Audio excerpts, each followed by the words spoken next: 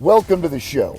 I am MMA insider and Herb Dean's dog sitter, Joey Venti, and you're listening to the MMA History Podcast, the only podcast dedicated 100% to the preservation of mixed martial arts history. Interviews and stories about the early days of MMA direct from the men who lived it. Hundreds of interviews, thousands of hours of research, all conducted by the most obsessed mind in the business, the MMA detective Mike Davis. Join us as we document the history of the sport we all love.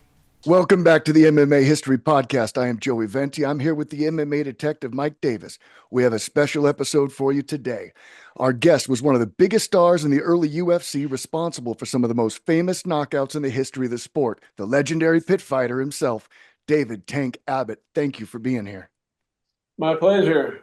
So, Tank, what are we doing now? Like if somebody wanted to find Tank Abbott. Oh, what am I doing now? Yeah.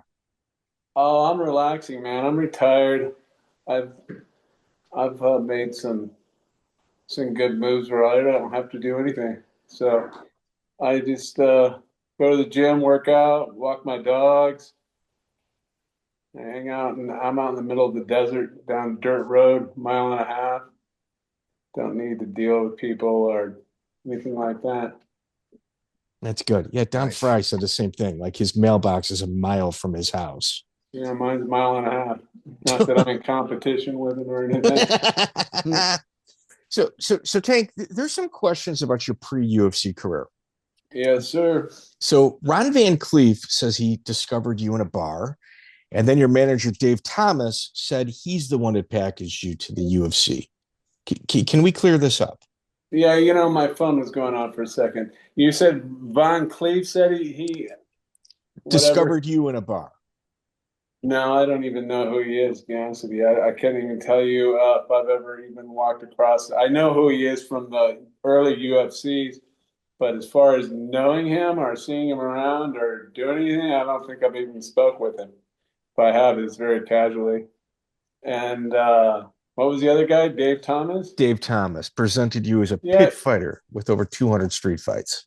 Well, no, they came up with that name, that pit fighter name. See, this whole thing about street fighting, which is very true. But before that, let's put it this way. I was fighting in the streets all the time. I would always fight. I've been in over 200 plus street fights, and some Yahoo jack off made some reel or video or TikTok thing. I don't know what they call them. Saying, oh, he's 245 and 5 and all this BS. I never lost any fights. I had some coward that he used to run around Huntington Beach. I don't know if he still does. I always had my eye on him. Before I got sick, I was going to get retribution against him. But he was in front of a local bar, and I threw him on his back, and I put thumb locks on his eyes. And he was begging for his life, the coward that he is. And I'm a nice guy. I looked up, and it was in front on Main Street, and there was a whole bunch of people around, and I knew it was nothing but trouble, especially with this guy and his character, that he would run to the cops. And so I let him up, and he went back to his work truck. He's one of those educated construction guys. Not that there's anything wrong with them, but they're not the shining light of society. But he went to his work truck and got a hammer out, unbeknownst to me, and started yelling at me, come on now, come on now. So I figured he would run. So I went running after him and sprinting after him. Most people think that I'm slow, just like I can't fight, and I'm what, Ned Flanders now. That's kind of like who I was back then. And he hit me with a hammer and knocked me out, obviously. The heavyweight from my wrestling team was carrying me back to the car, and I woke up over his shoulder, and I had like a big scar on my cut. I hadn't a scar at the time, but cut on my nose and chin. And That was his little claim to fame back in those days. There was no UFC, there was no fighting, there was no anything. It was just locally who was who in the neighborhood, and everybody knew who I was. But the coward hit me with a hammer. So That doesn't count as a loss. Oh, If they hit you with no, a hammer, wait, that doesn't Tank, count. Tank, hey, yeah, Tank. Well, one, that's insane.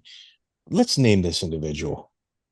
his first name is Greg. Everybody knows who he is. He's a sucker punch clown that would run up and down Huntington Beach, and he's one of those guys that would look the other way and say, "Hey, look," and then punch the guys that he beat up, and all his friends.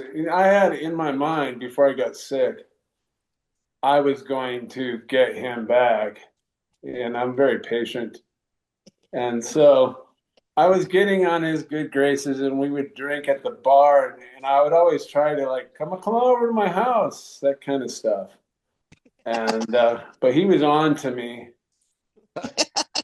and so I could never get him alone. But he's lucky that everything's written in this life, I believe. And so I got sick, and that kind of with my dream of getting Saved retribution from him. him. Yes, Saved him. yeah, he's kind of one of those. He's a sad character, but Okay. whatever. He's gone on, and I think he's on his second marriage, and I'd drink with him, and he'd tell me how bad his dad was, and what a poor wah guy. So I would sit there and go, "Oh, that's too bad. You want to come back to my house?" Knowing that if I would have done what I would like to do to him, that he would be the first one to go run to the cops. So All right. So you're from Huntington Beach. yeah, Dave Thomas. yeah. Did Dave Thomas kind of package you to the UFC? No, not really. This is how it works. Dave Thomas, no one really packaged me, but yes, Dave Thomas. See, once again, I've been in over 200 street fights, and I've beaten a lot of people up. And I was driving home. I used to work at a liquor store when I was going to college at Long Beach State. I got my degree in history, but I was working at a liquor store, and I'm driving home, and this guy's beating up his girlfriend slash whatever girl on a corner on the residential street there. So I stopped to get out and break it up, that kind of thing. And I started to drive off, and he started it up with me. I backed up, got out, beat him up. Turns out the guy's dad was a detective in the city, and he did some research on me. And there was a guy at the time, I've been told on the internet from people that leave messages, that he got his head blown off, but he had the same name as me, Dave Abbott, and he used to be a meth dealer, and went to prison for it, that kind of thing. So his sharp detective dad uh, thought it was me, and so they pushed it with the DA, and finally the DA was like, "Oh no, we're going after this guy," and so we went to trial. I took it to trial because that's how innocent I was, and obviously, I beat some guy up, I would take it like a man and go to jail. But I fought it and got 180 days. And when I was doing that, my mother worked for the county of Orange, and she did all the sheriff's uh, retirements and pensions and all that kind of stuff. So if you're a sheriff and you want a good retirement, you better be friends with my mom. Nice. And so when I was in jail, I had a pretty smooth, well, some guy was on the wrestling team, was a sheriff. So I had a pretty smooth ride all the way to the farm, which is an honor farm. And probation came out to see, if you could get work release. And when they found out who my mom was, they got work release. And I went to work for Dave Thomas's dad. And while I was in there, he goes, "Hey man, do you know who Chemo is?" And I'm like, "Nah, whatever." And there was a bar by our house that he worked at. He was a bouncer, and he goes, "That guy, the bouncer that comes out and gets you and calls you Mr. Abbott, and he always tells you, come on in," and takes you to the front and bows down to you." I go, "Yeah, that guy's pretty cool." And he goes, "Well, he just fought in the UFC with that Joe-san." And I knew Joe-san from the boxing gym. And I'm like, I kind of giggled. I go, what are those guys fighting that show? Those guys aren't like even on my list for being tough guys. And so he goes, "I'll get you in that show." And he's the kind of personality that doesn't understand no. And so I go, "Knock yourself out. I'll fight." Because "You do it." And I go, "Yeah, I fight for free, man. Are you kidding me? I don't have to go to jail. I'm in." And he goes, "Okay, I'm going to get you in that show." So I was running his embroidery machine, his dad's, in the back. And he came out and he goes, "Hey, man, I got a meeting set up for Art Davie for you." And I'm like, "Yeah, okay. Let's go talk to him." So we went and talked to him. He set it up, and then the sentence for me, work release, ran out. And so we drove up to Torrance. And Art Davie had this little rundown, shoddy office in a strip mall that was probably built in the 1960s. Went in there, sat down, chit-chatting. And he at the time told Dave Thomas that I had some big guy that wanted to fight me. So I put my fighting clothes, like some stretchy coaches, shorts and t-shirt and some basketball high top shoes. And I put it in the grocery bag back in the days when they were in the brown paper bags. And I went in there, and Art Davie's like, "Oh, well, what do you do?" And I go, "Oh, I fight, whatever." It's kind of not showing my cards. And I go, "Well, pretty much a wrestler. I've wrestled my whole life. Started wrestling when I was 8, 9, 10 years old. I had my first amateur wrestling matches when I was 10. I used to go to the high school. My brother's 5 years older than me. And I was like his little tag along, and he started wrestling in high school. So I was 10 years old wrestling the little ankle biters that those little guys are. I was 10 years old wrestling those kids in the high school. And so I was a staunch amateur wrestling guy. And I was like, watch those fights, and I'm like, "Oh my God, this isn't even really fighting. Are you kidding me?" Like, I'll kill those guys just out of wrestling alone, much less all my fights that I've been in. And so I went there, and Art was like, "Well, we kind of already got an amateur wrestler." And I believe it was Severn. Yeah. And Severn at the time, I go, "Yeah, but that guy's not really a wrestler. And he's like a cream puff. He's not hard. You know what I mean? He's like a baby Huey heavyweight."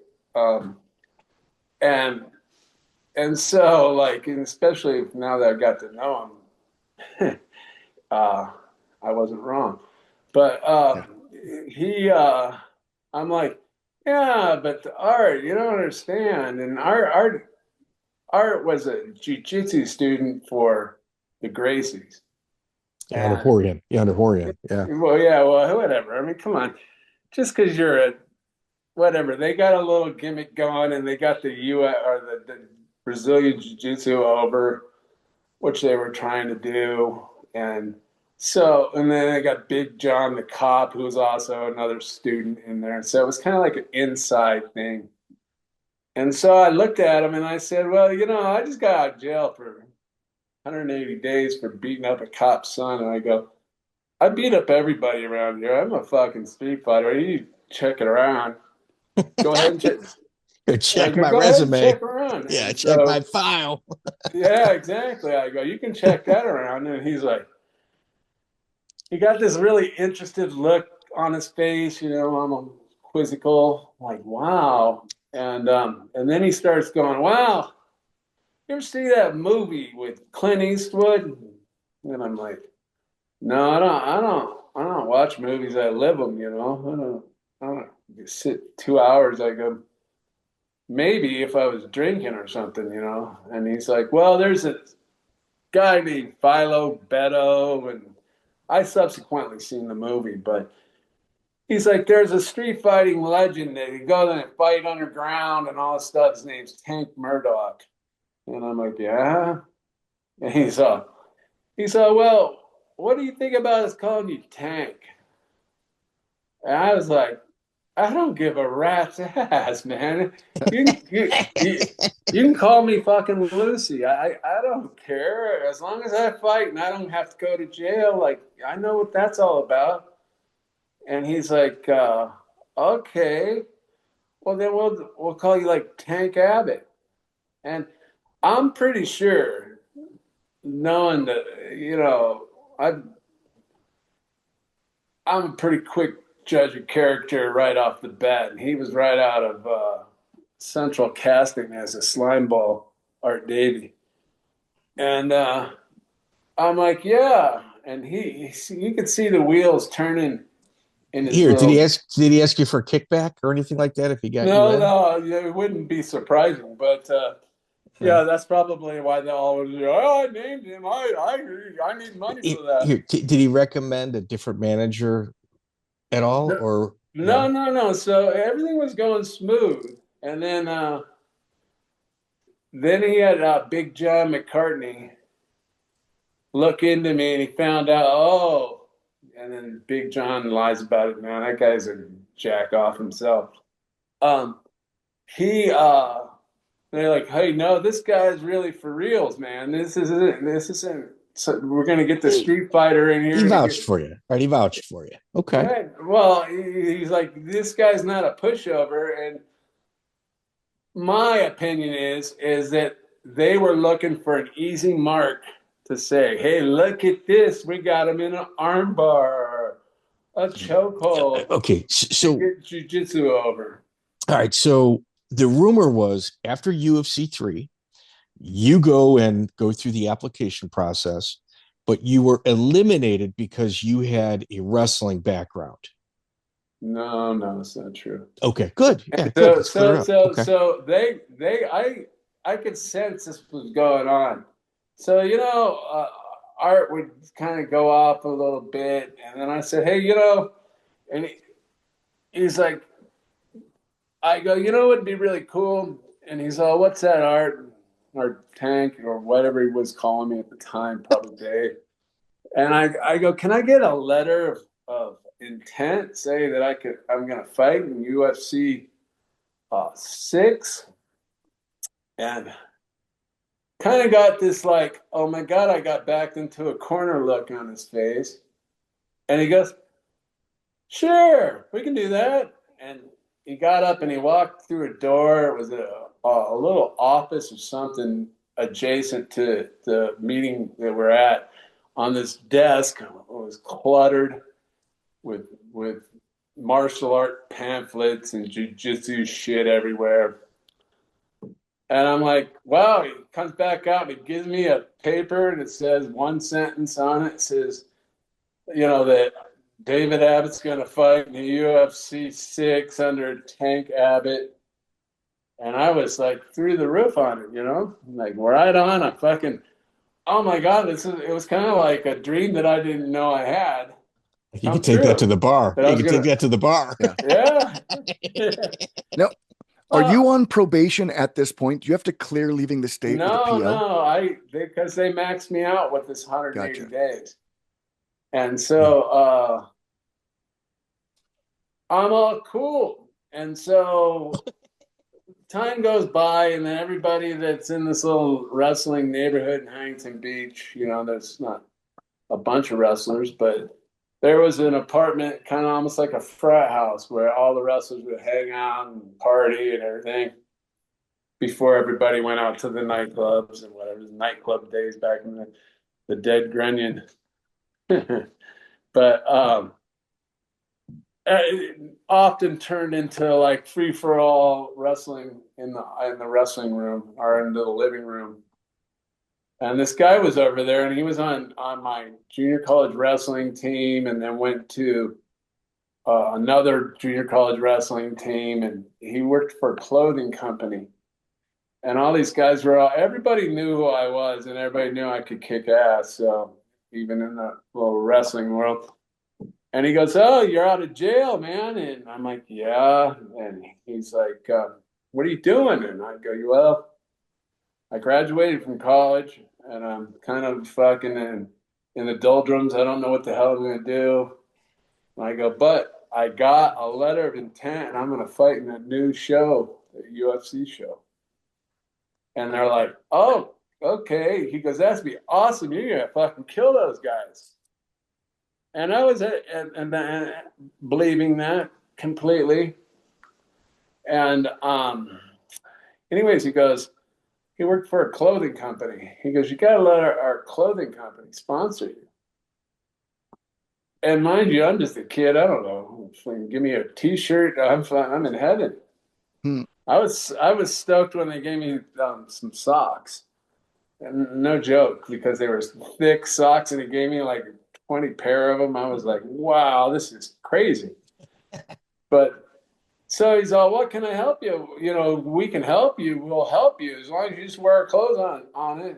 You know, you guys can check it out. It's on UFC 6. It's Club Sportswear." And I'm like, "Yeah, okay." I go, and then time went by, and Dave Thomas now stepped in as full circle as my manager, shuffling the papers around. I made all the decisions and made everything that I was going to do. And he said, "Well, you should go back to this next UFC show, the UFC 5." And I'm like, "Yeah, okay, I'll go." And he goes, "Well, see if that guy will get you tickets to go there." So he gave me an airline ticket, and I went there.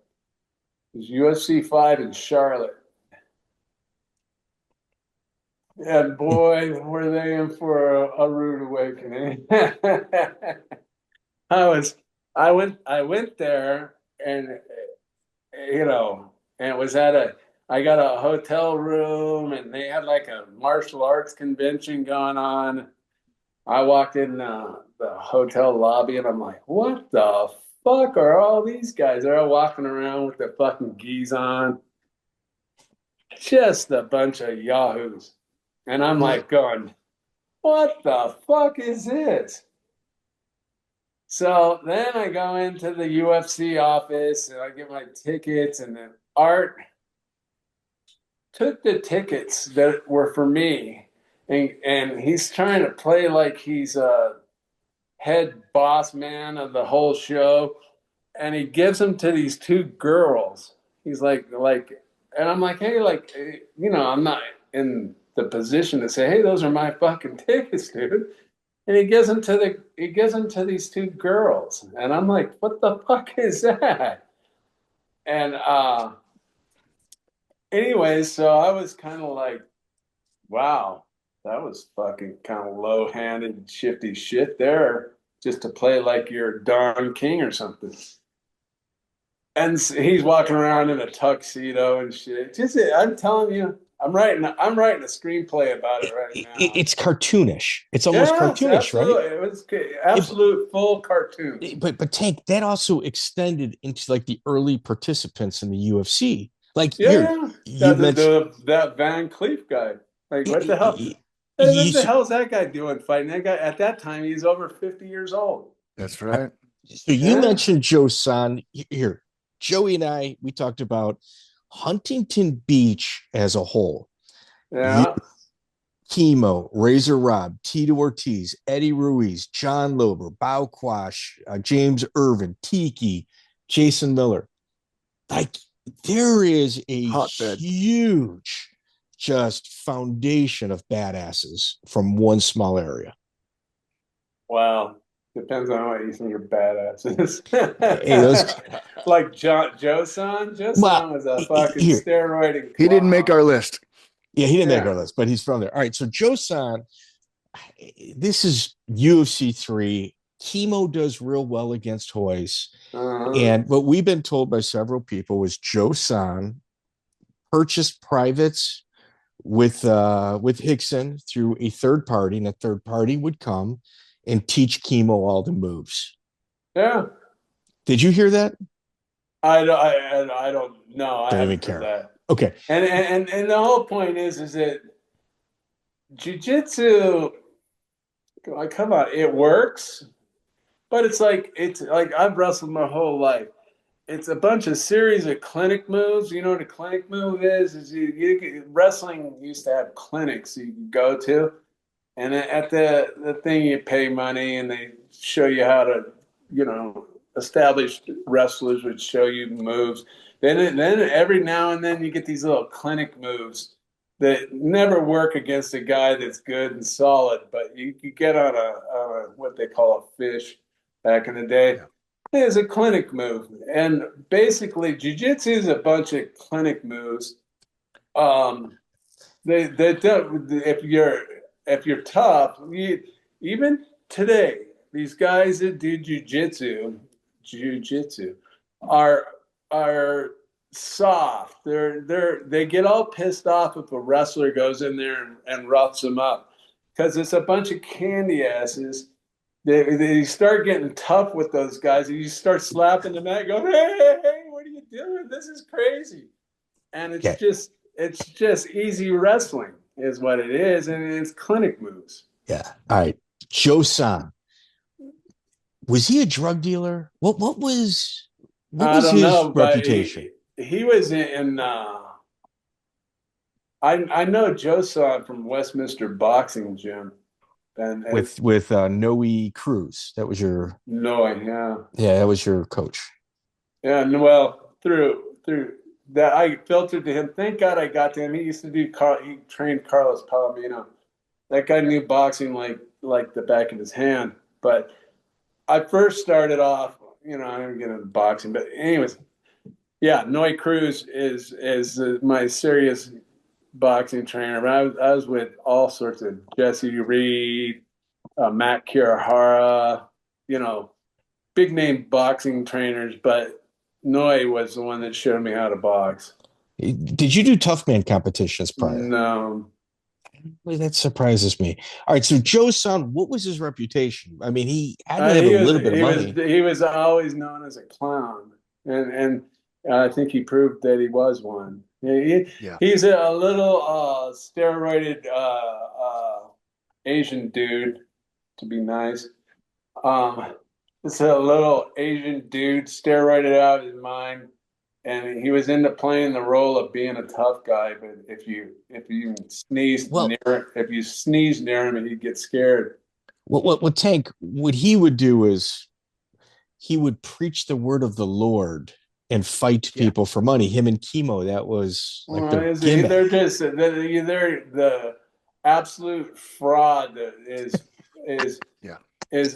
rampant through this whole. You got a whole world of wannabe tough guys out there that never been in a fucking fight in their life, and they run around and act like they're tough. Joe Son is a classic example.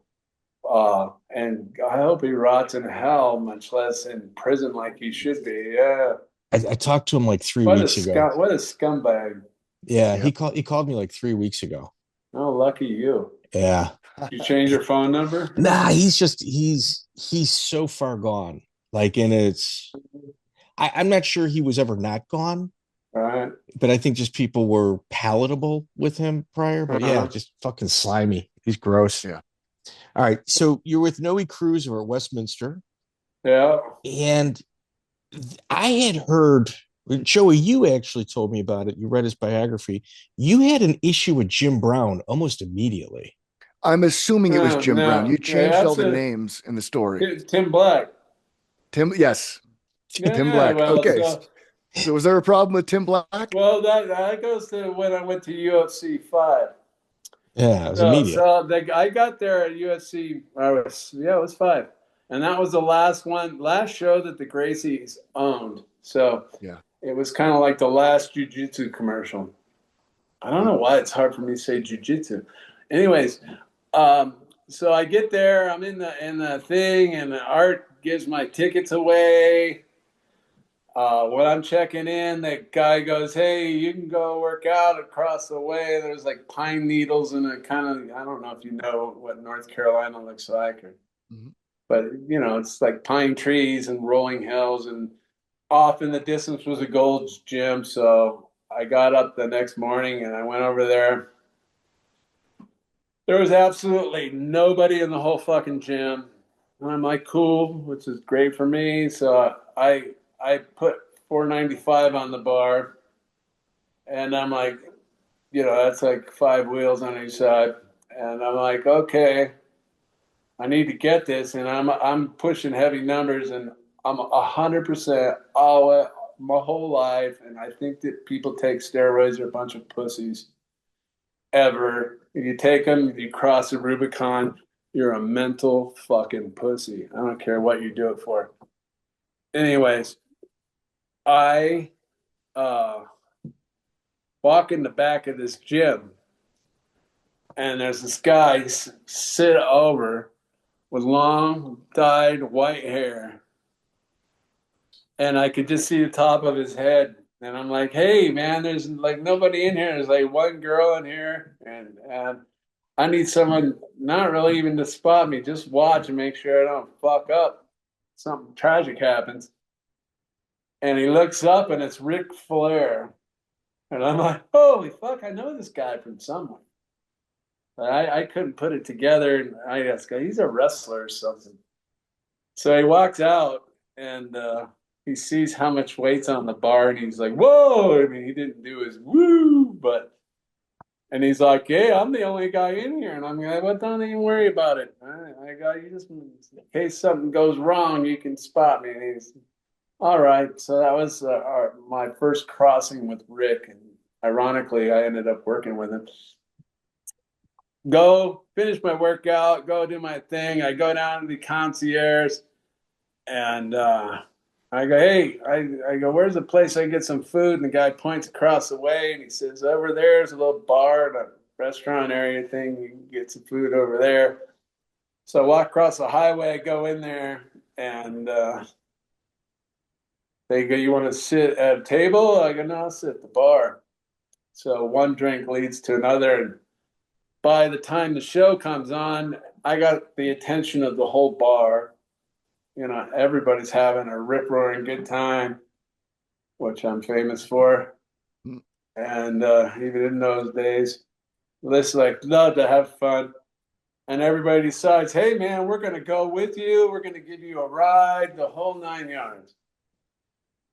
And so they drive me there, and it's the Coliseum or whatever.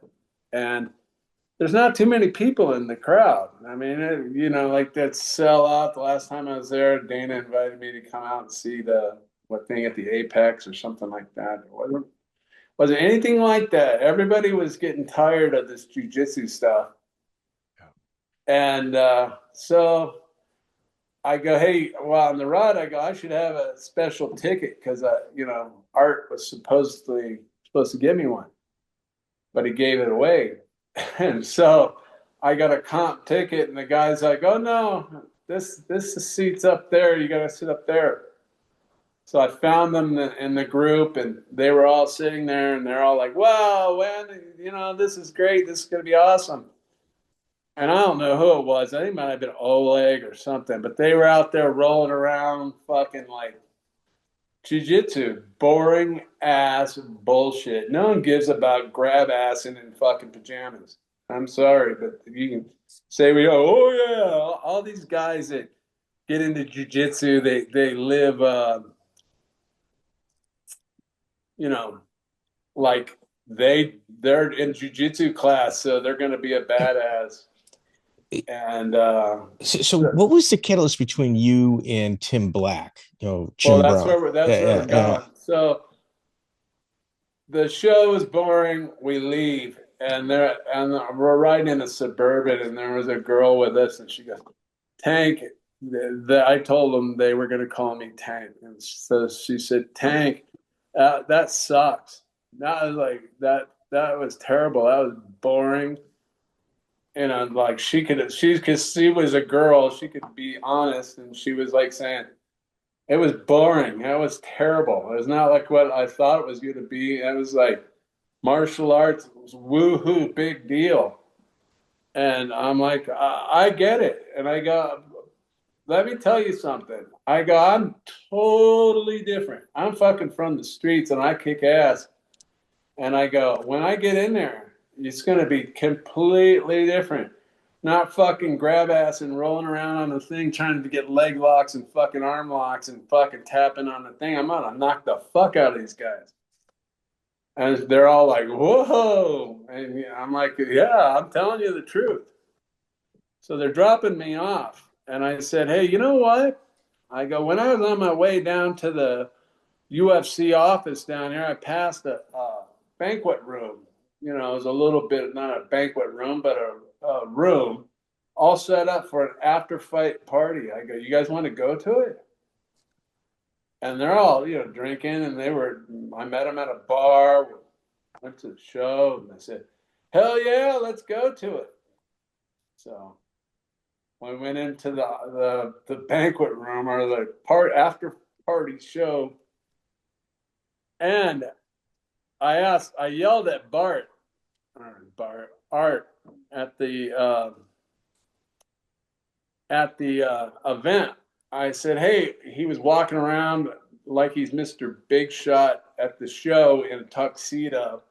And I yelled from the floor. There's like a raised floor with a railing. Hey, Art. And he comes walking over like, look at me. And I go, what the fuck is this, man? Why? You said I was going to have an all-access pass so I could see what goes on at the show. So when I fight, it's not going to be something new to me. And he's all, oh, wow, I'm sorry. And I'm like, fuck you, I was a young kid. I didn't know I was burning my own bridges. Well, I kind of figured it out, but didn't care, who cares? And so he ends up, walking off, and I'm sure I caused the scene, but I go in there, and once again, just like at the bar, everybody's around me at the cocktail party, and one of the announcers, whoever they would have been, and these guys are all walking around like they're some esoteric fucking gurus that know something that others don't about martial arts and all this kind of stuff. One of them goes, so, hey, man, you're going to fight in the next show. And I'm like, yeah, damn right I am. That's what it says. And he goes, well, what'd you think of this show? And I go, these guys are all a bunch of fucking pussies.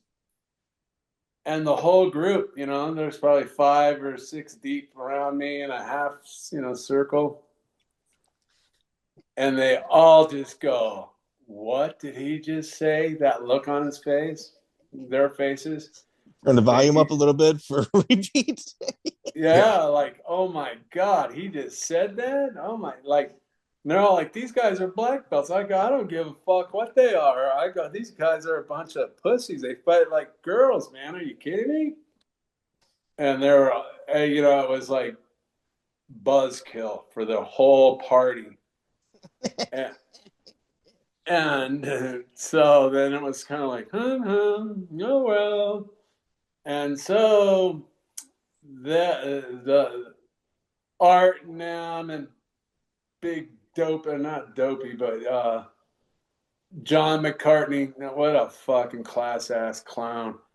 He comes fucking walking up, they puffing his shoulders out like he's some tough guy, and they were all kind of like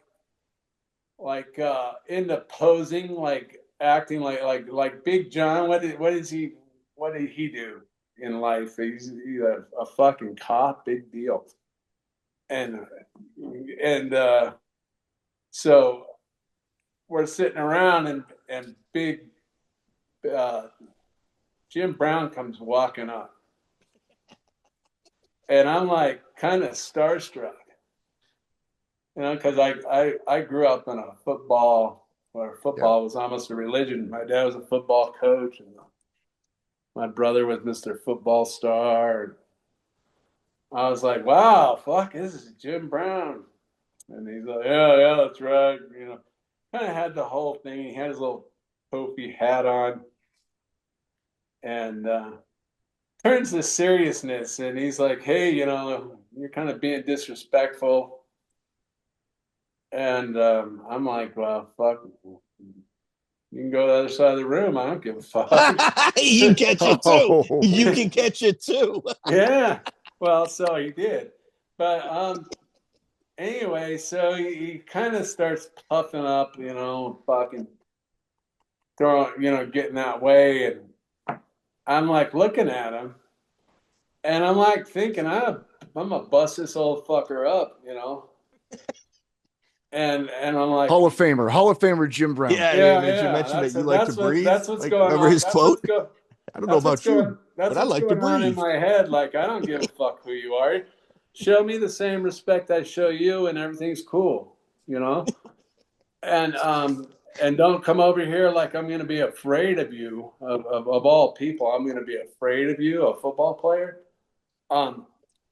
So he was kind of putting his hard face on, and in my head, I'm thinking, and Noy was kind of a mentorish kind of guy. He knew how to be like, So Noe was there with you. So they gave no. I'm soloing this whole thing. My fault. Go ahead. Yeah, I'm soloing this whole thing.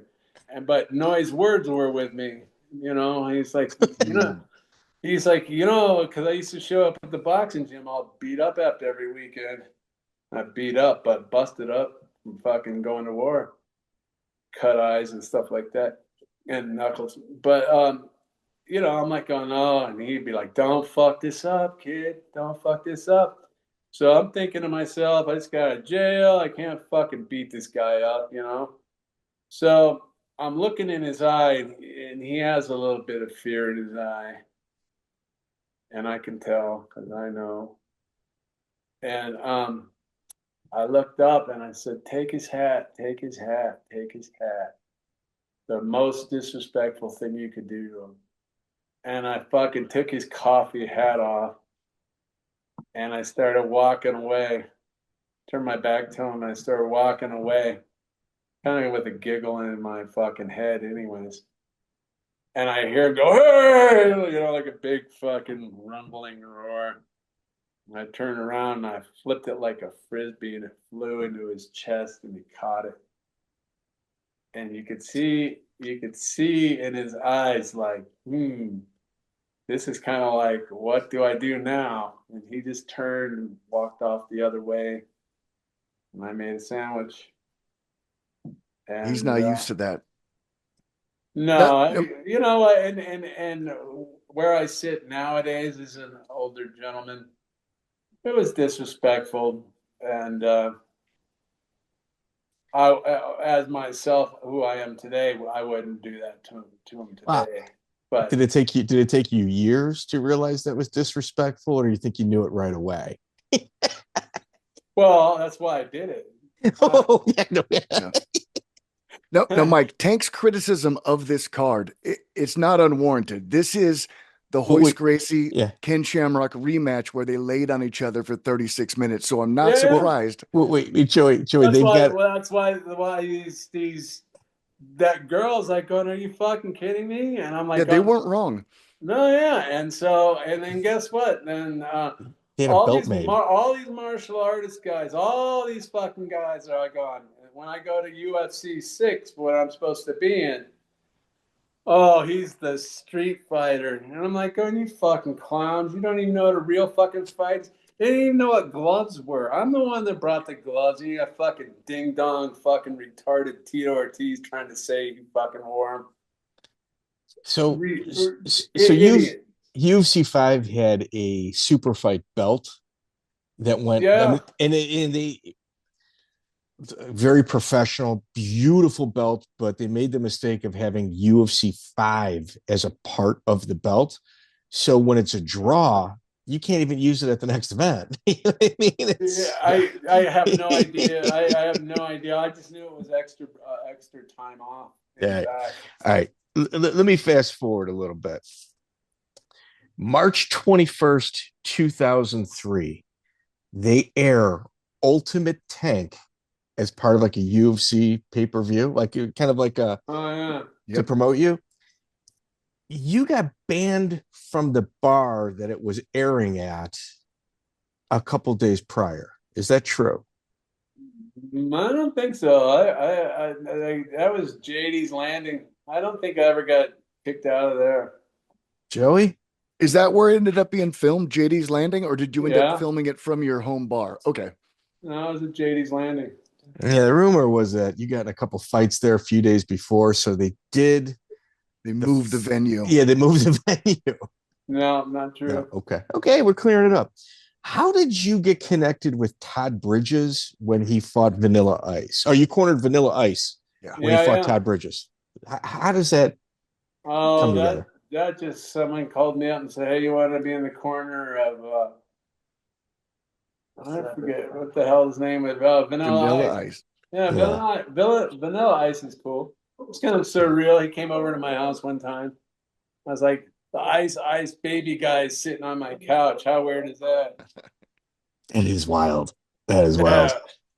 Yeah, that is wild. And you know, I was in full throttle then by the time I was doing that kind of stuff. What about John Lober? Did you guys ever hang out, train, any of that? No, he started hanging out with Tito.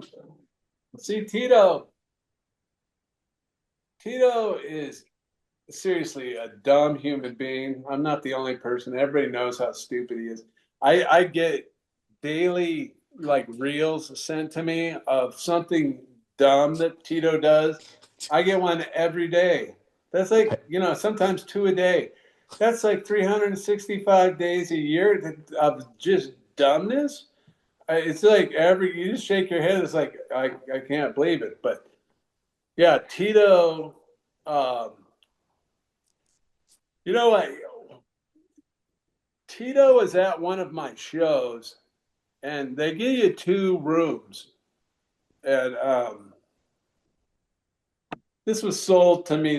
I don't know the validity of it, but this is what was sold to me.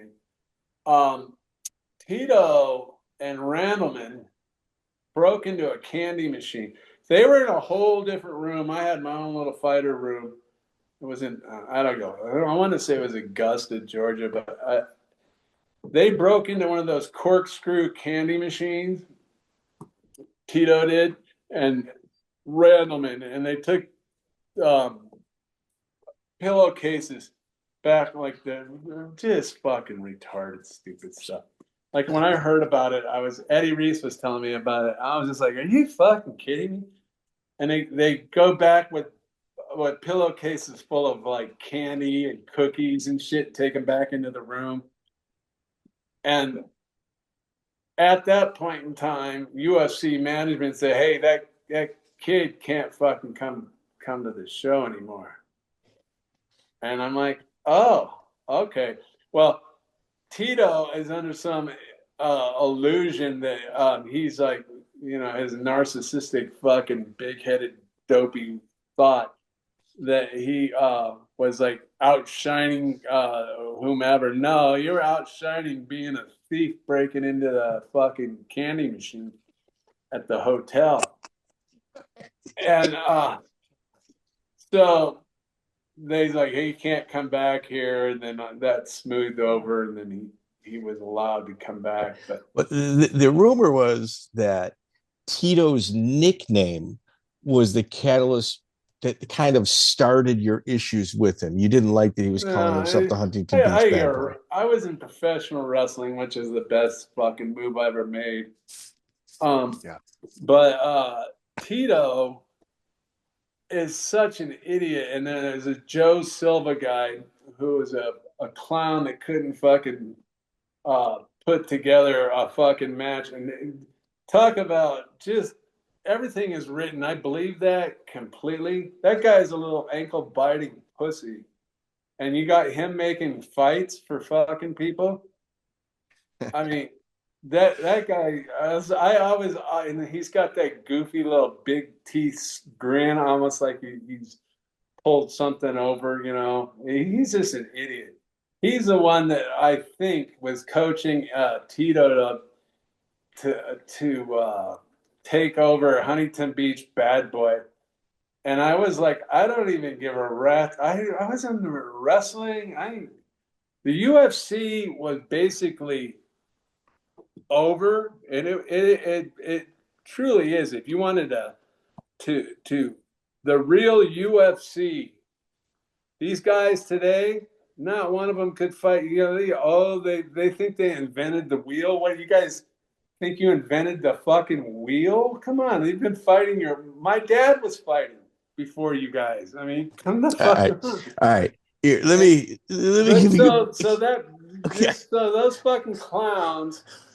That was they started the UFC, and Dana took it over because Dana did his thing with it, and he's done a great job, obviously. Yeah. But the point is that it's nothing. None of these guys, maybe 5 guys out of all of this, could fight when they had tournaments. Have any of those guys fought in tournaments? Any of them today? It's a completely different sport. It's not even the same. Tank. It's point fighting now. It's point fighting, well, exactly. And they need to change some of the rules. And they want to act like, oh, it's all technique and all this shit. Well, fine. But when I fought, it was about who was the toughest man of the night. Not about, oh, this fucking. There's nothing more than these dilettantes that run around and talk about technique. Are you fucking kidding me? I'll show you technique with a fucking boot up your ass. All right, we got to get this thing going. This is phenomenal. Tank, I had to turn my camera off because I was laughing so hard. But we're gonna move forward. We're gonna move forward here. All right, UFC 6. You get there. There's a lot of people in the audience, and based on your background, this is probably the largest amount of people you've ever had watching you at one point. Was there trepidation on your end? You didn't seem to give a shit. You didn't seem to give a shit. You weren't nervous that David Hasselhoff was in the crowd watching you? Didn't even know. Didn't even care. and he wanted to meet me so bad at the after fight party. I was like, who the fuck? When the Night Rider? When they told me I was going to be on Friends, I'm like, what the fuck is that? I don't watch sitcoms or whatever the fuck that was. All right. John Matua is your opening fight. Okay, so it's July 14th, 1995. You're in Casper, Wyoming. Yeah. And I was supposed to lose all the martial arts guys. I was setting that up.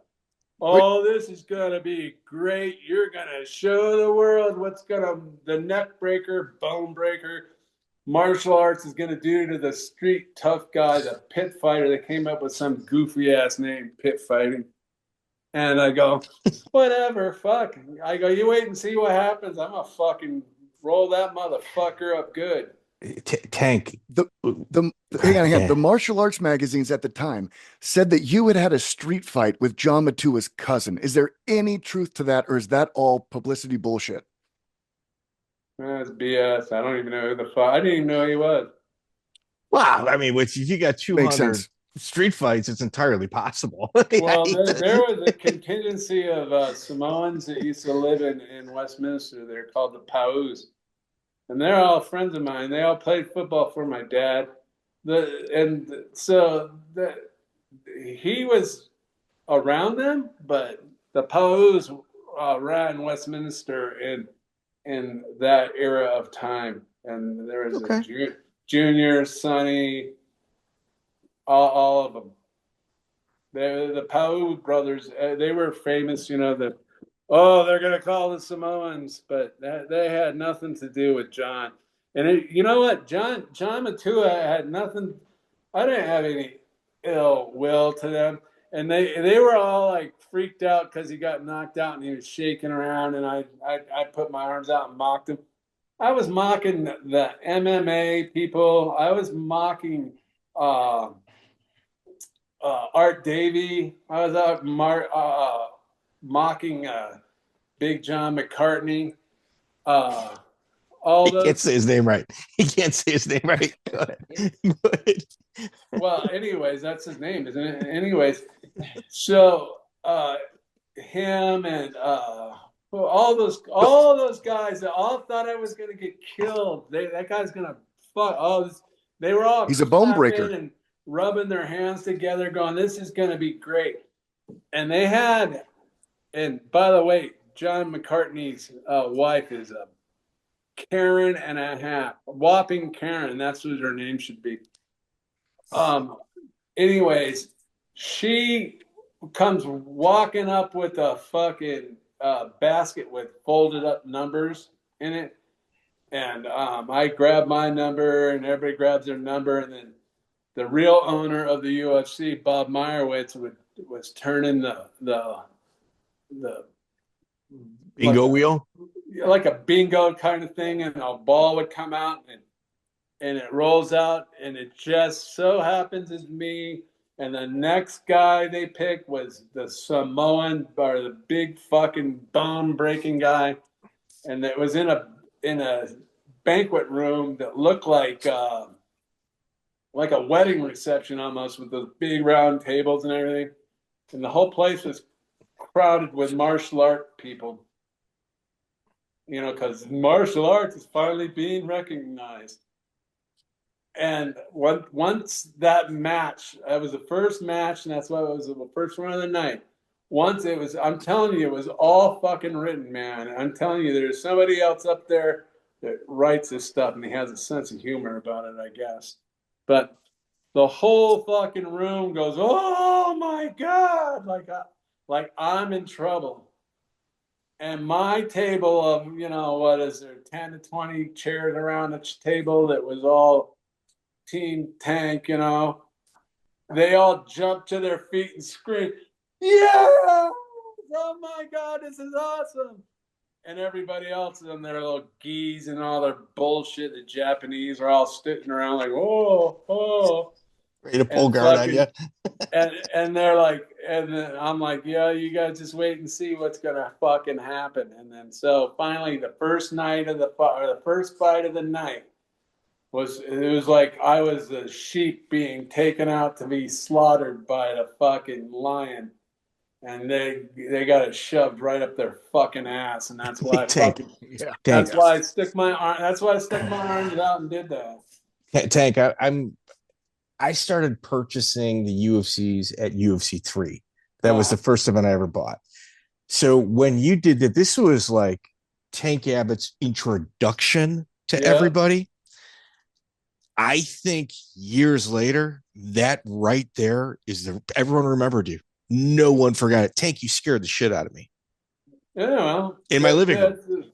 Yeah. The thing is, and you want to know what? If it wasn't for UFC 6 and me, and all you jack-offs that's sitting at home, that fucking negative comment clowns and all this shit, if it wasn't for me, you wouldn't even know what the fucking UFC was. It was on its way out. They were going to get rid of it. That's why the Gracies sold it, because no one wanted to sit around and watch fucking boring jiu-jitsu and submission fighting.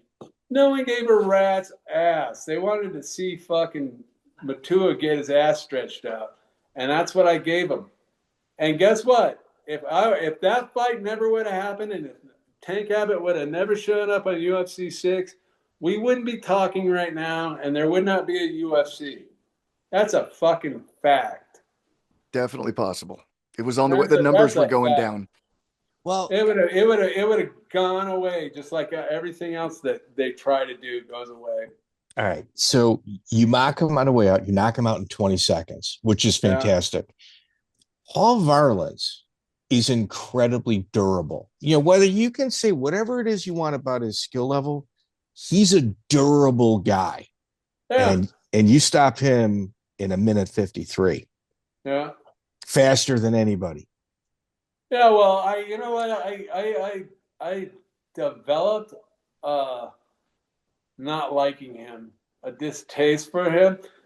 Just the way he carried himself and everything around, all those things. I just was like, who the fuck? You know, he's like a big football goof to me. Yeah.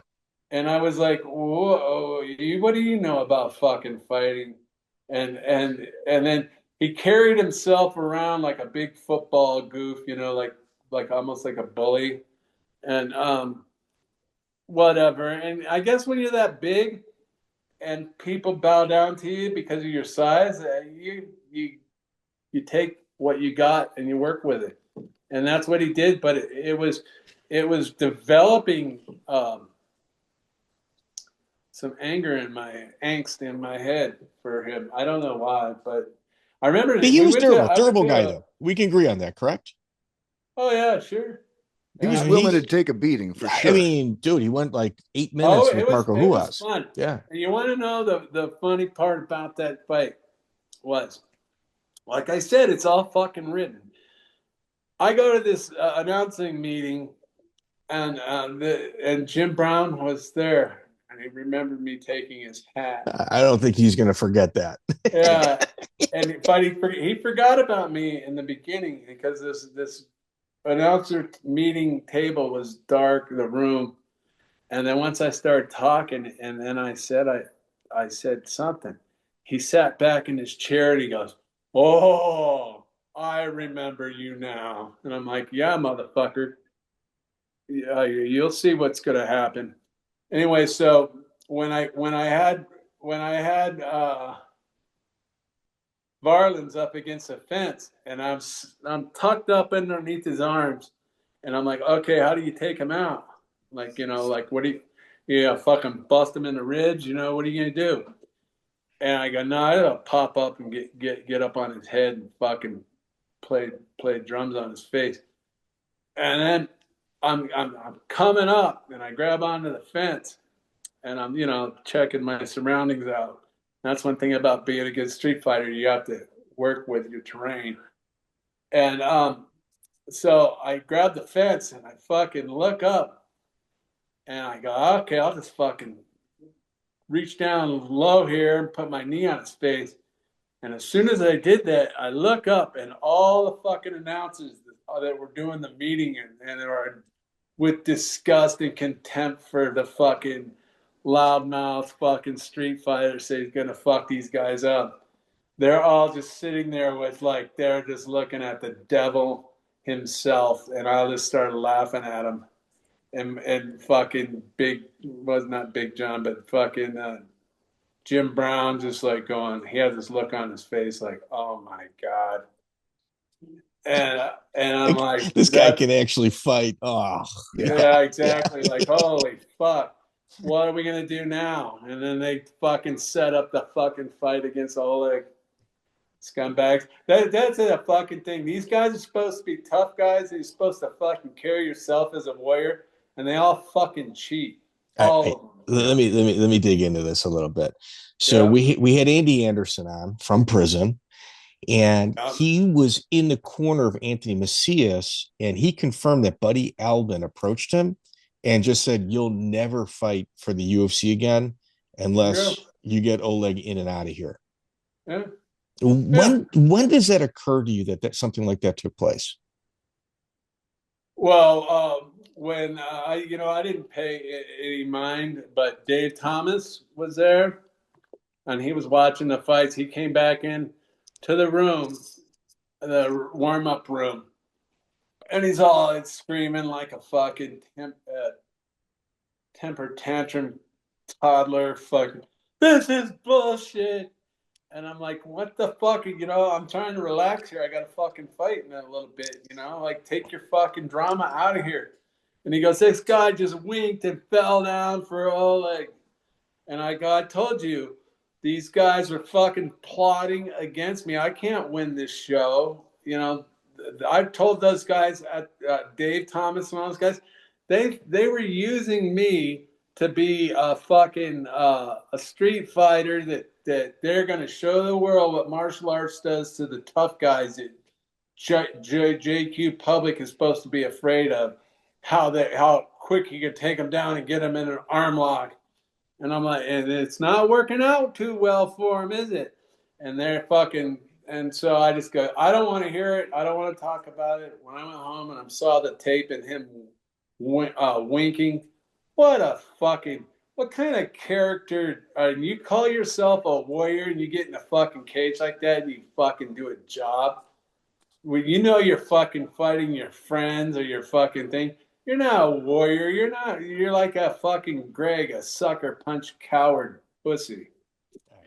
Now, it wasn't supposed to be Macias fighting Oleg in the semis. It was supposed to be Pat Smith, but he backed out.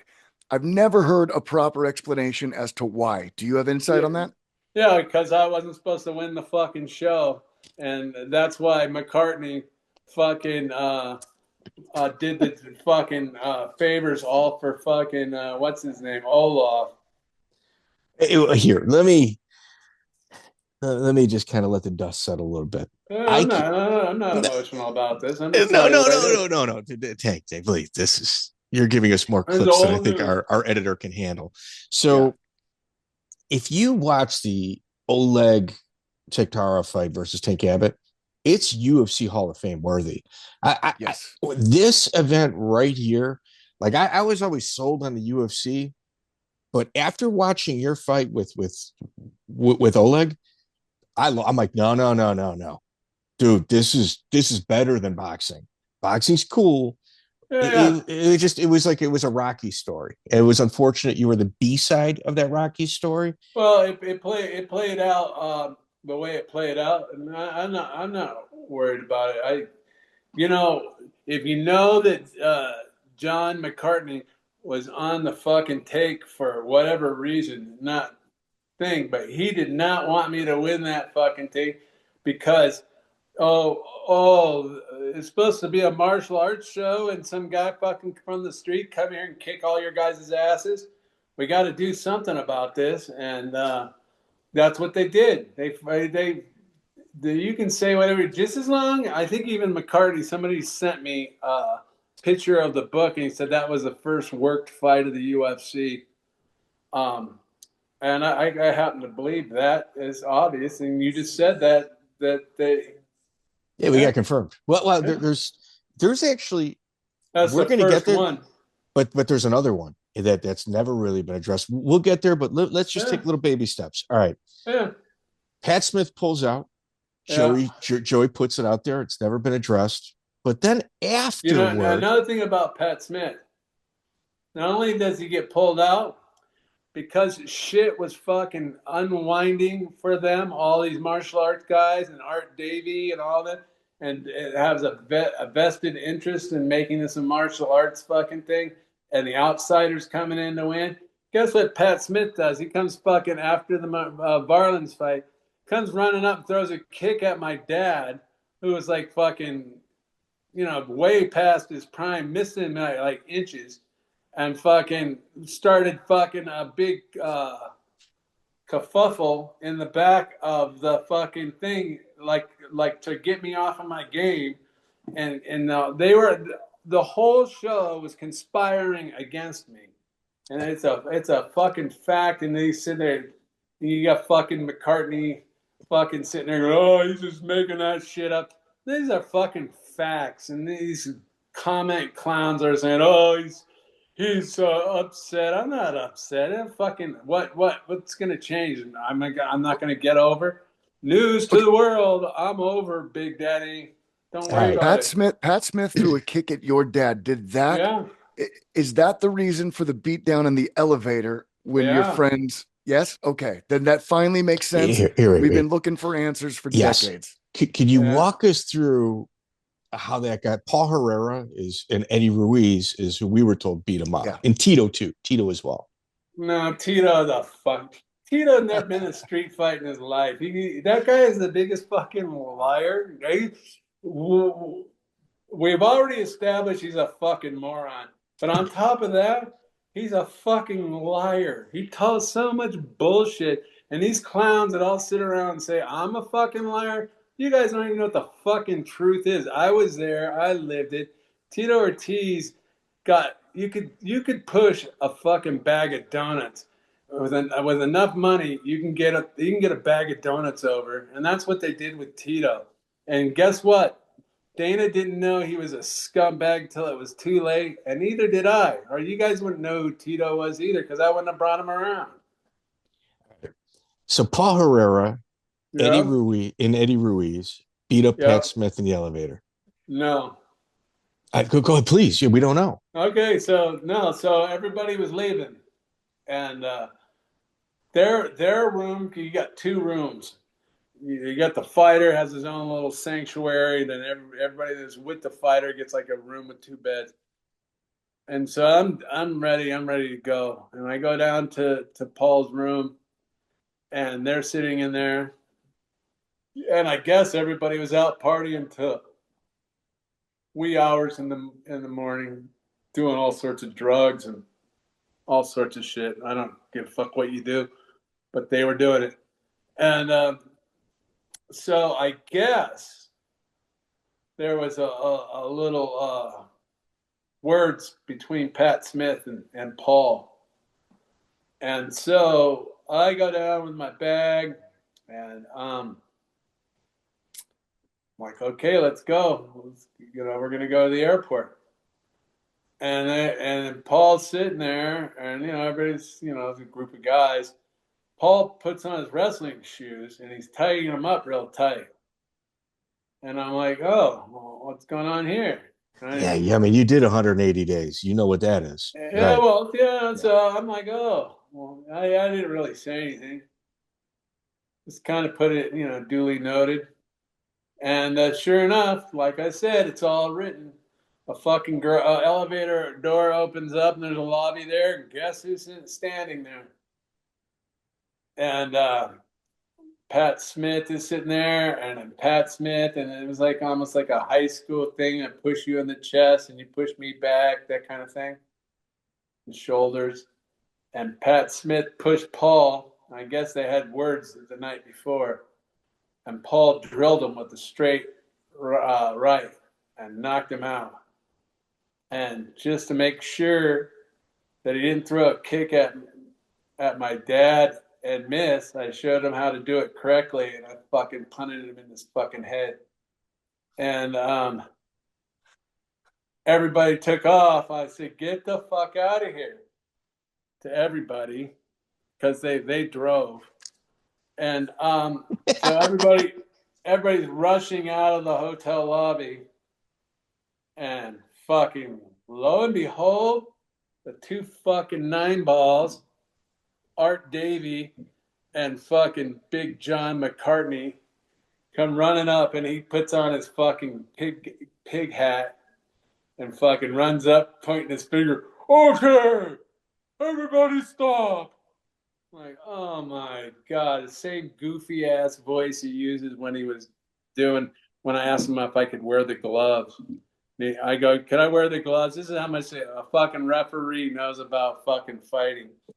Like I told Dave Thomas when I bought him, I go, you can't fucking fight 3 fights in one night without fucking your hands up. I go, I have to have gloves.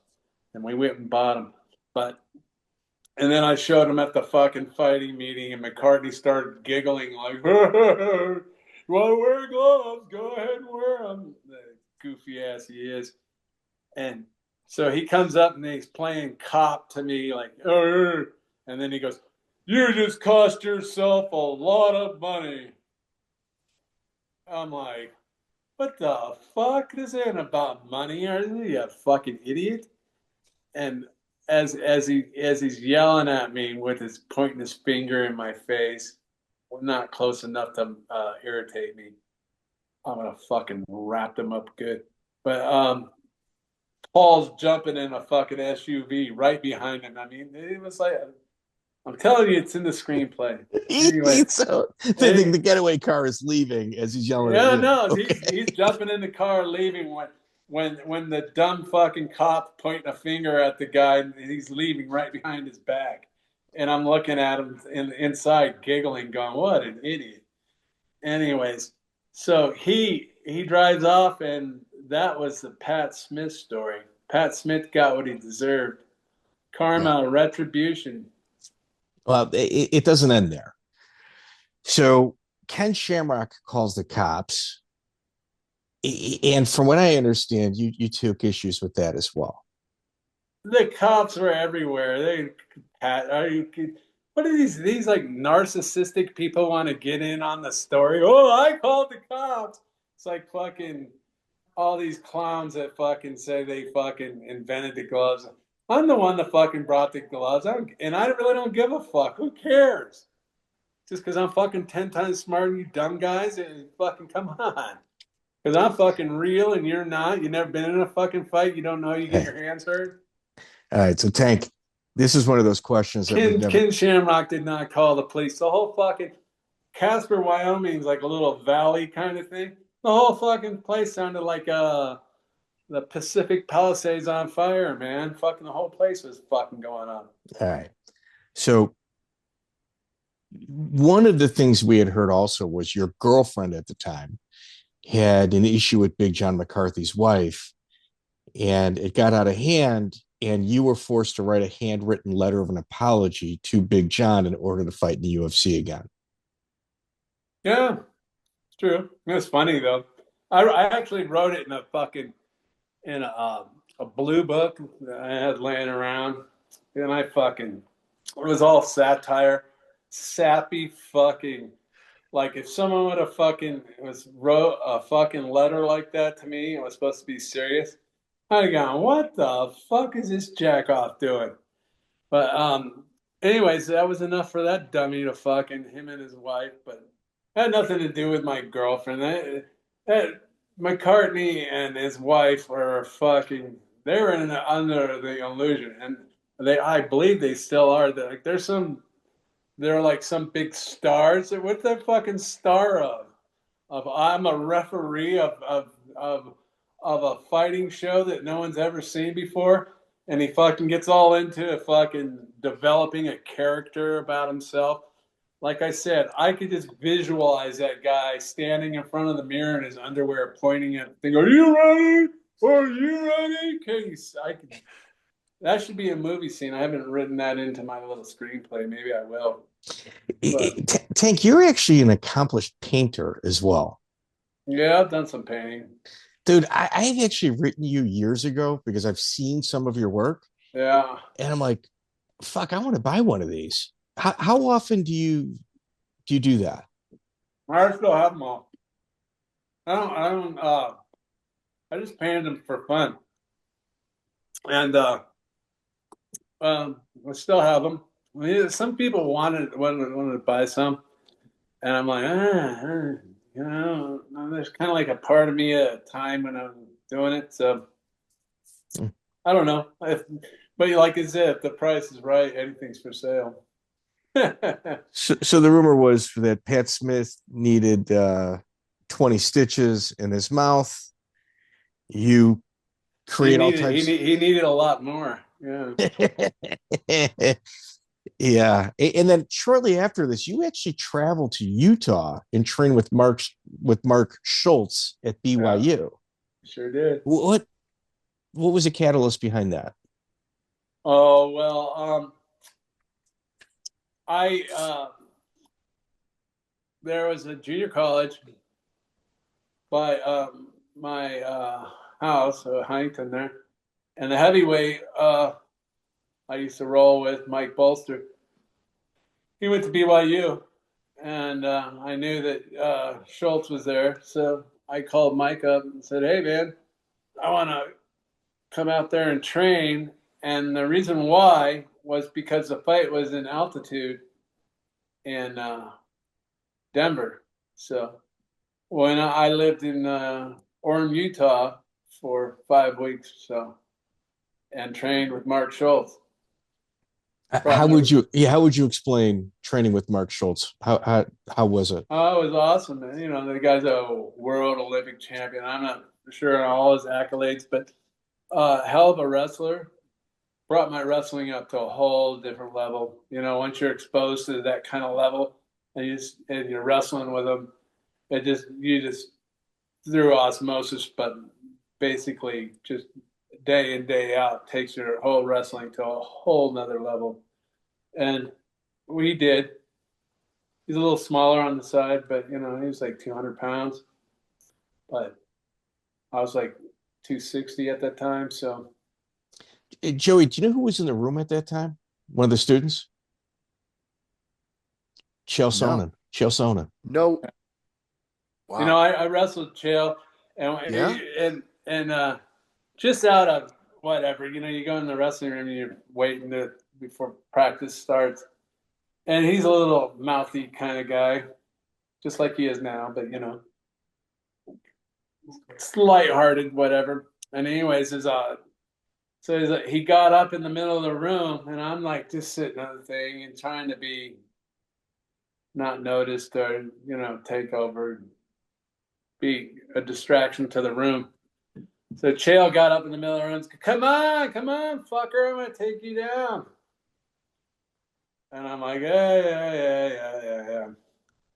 Because he's little, and there's ankle biters for a reason. There's big dogs and there's ankle biters. But so, anyways, I got up after much coaxing from him to come on. And he shot a low signal and he got it. And I was like, oh, there you go. And he took me down. I mean, we've had Chael Sonnen on, and what he says about you was Tank had this huge reputation. He made an indelible impression on everybody at UFC 6. He comes and works out with us, was the ultimate gentleman. He's like, he was a complete and total gentleman. Couldn't have been a better guy to be having a room with. Even bench press 600 pounds like it was nothing. Just no warm up, came in, threw it up. The entire room was shocked at just how strong you were. His words. Those are his words. Yeah, he's not lying. Yeah. I mean, literally, it was just like, it was so out of character for us to see this guy, what we saw on TV, and he's a gentleman. Yeah. Well, good wrestling room the etiquette. thing is it's kind of like you get what you ask for. So when it's TV time and it's time to pay the piper, and you're the Samoan and the polar bear or whatever the hell his name was. You got a Hawaiian and Alaskan. Yeah. And then a Russian. The last two states. Yeah. The cheating Russian. Yeah. You know what? And to be honest with you, I like Oleg. I've talked to him like we're talking right now, and he seems like a pretty cool dude. But I don't think that he knew. He definitely didn't. I don't think. No, dude. Nope. You see that look on his face after it's done? He's like, "You fucker, you're a coward." You know what? We have exhaustedly gone after certain things, and that's one of them. And I believe in the heart of hearts, he knows it was a fixed fight, but he found out after. Yeah, that's how I think so too. Yeah, I think there's some honor. I think Oleg is got honor. Yeah, he's clean. If you want to convincingly fix a fight, you only tell the loser. If you tell them both, it'll look fake. It looks dumb. Yeah, it's true. All of my losses were fixed. Well, dude, there's one coming up here. So Ultimate, December 16th, 1995. So we've had Bob Meyerowitz on, and we'd always said, there was a real heavy push behind Tank, but not so much with Ken Shamrock. And he's just like, well, isn't it obvious as to why? Yeah. Like Bob Meyerowitz, as much as Art Davie didn't like you, Bob Meyerowitz definitely did. No, absolutely. But he's absolutely correct that we're going to push somebody that's not pushable. Like it's like professional wrestling 101. You can throw everything out there, give them all the things you want, and if it's they don't have the it, they don't have the it. Shamrock is you know what? He doesn't have the it. He's not. He can't get over for whatever reason it is. Whatever and all these guys that they buy proxy and they want to say all esoteric stuff. They brought all these guys from Japan doing that pancrase stuff. That's a stiff professional wrestling. They have a little bit of idea about what pro wrestling is, and so they take it mixed in with martial arts. And then you have all these comment clowns and all these dilettantes out there. They want to act like they know something more than the average Joe, and pancrase. So you with Boss Rutten, he's going to go out and bitch slap you. That's because that's technically the right thing to do. Slap somebody with the hand. Come the fuck on. Are you kidding me? You see Mike Tyson out there slapping people?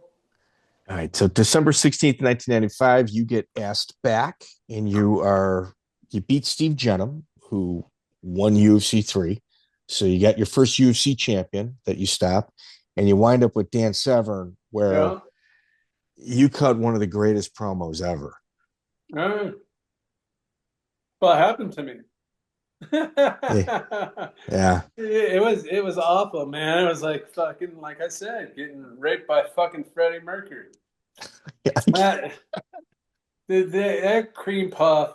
Okay, like McCarthy tries to sit back and say he didn't fucking do anything wrong by putting us up on our feet after Oleg choked the fucking living daylights out of me, and I fought to get out of that guillotine choke. No one knew what a guillotine choke was back in those days. And I fought and fought and fought, and I was just about almost got choked out. But I popped my fucking head out of that thing. And then I'm tired. Crowd erupted. Yeah. Yeah. And then he goes in there and fucking up to your feet. And I'm like, what the fuck are you talking about, man? Give me some air. And then he's like Tito, starts blowing off. He was blowing bubbles of snot on him. Who cares? What the fuck's that have to do with you breaking up the fucking fight? What? You're not supposed to intervene. Why did you do that? And then fast forward it, he's like, oh, well, there was no action. Oh, fast forward it to the fucking Severn fight. I got some bitch on top of me slapping me like a fucking homo. And I'm like going, what the fuck? Put us on our feet again so I can fucking punch this guy. And no, so his argument for fucking putting us up on our feet because nothing was happening, that's okay for the UFC fight with Oleg. But then it happens the next show. It happens with Severn, and then what's your argument now? You're not consistent there, John. What is it?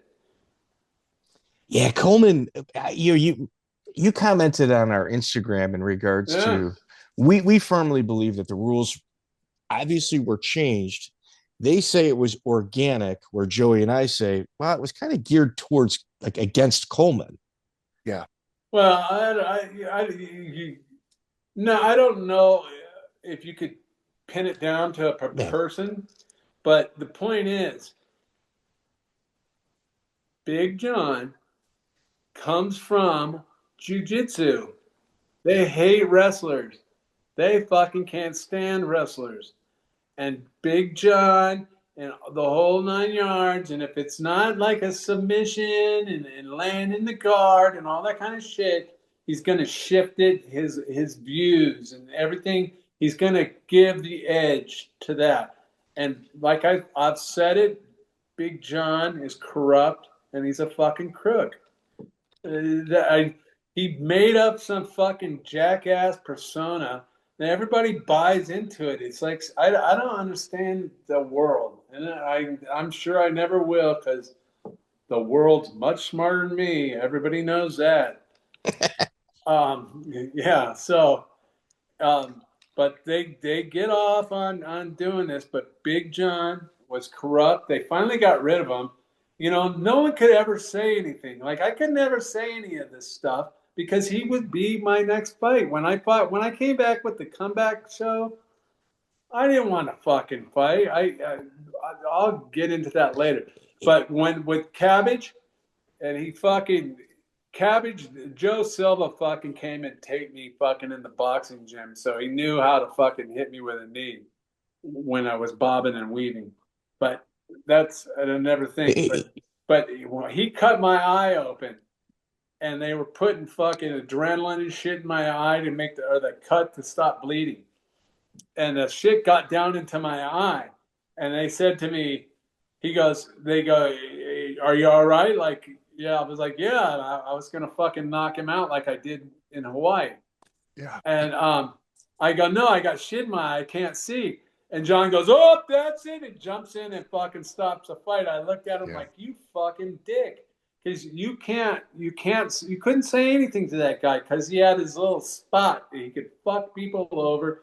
And then once I said something, Coleman's been saying something. He's a narcissist, card-carrying narcissist. He's got to make everything about himself. Like he says about John Jones. John Jones made a joke, and then he tries to turn it into something serious. The guy was bad news, and the time goes by, everybody's going to look back and go, what a black mark on that guy was in history. Okay. All right. So Allan Goes comes on our show, and we ask him, hey, that's another joke that I slammed around the room. Okay, so we asked Allan, hey, Allan, what happened between you and Tank in Puerto Rico? And he said, well, I went to Tank's gym to show him jujitsu, and we got into a fist fight. What a liar. What a fucking liar, man.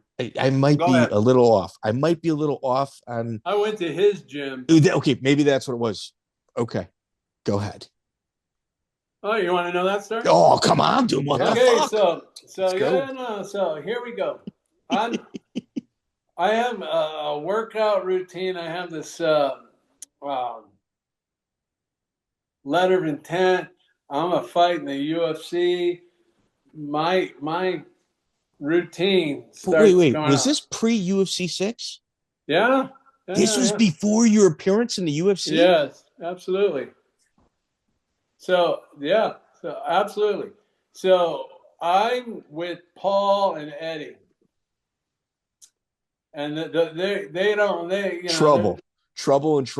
That's what back in those days, you didn't want to see us at night. But still, it was in the daytime.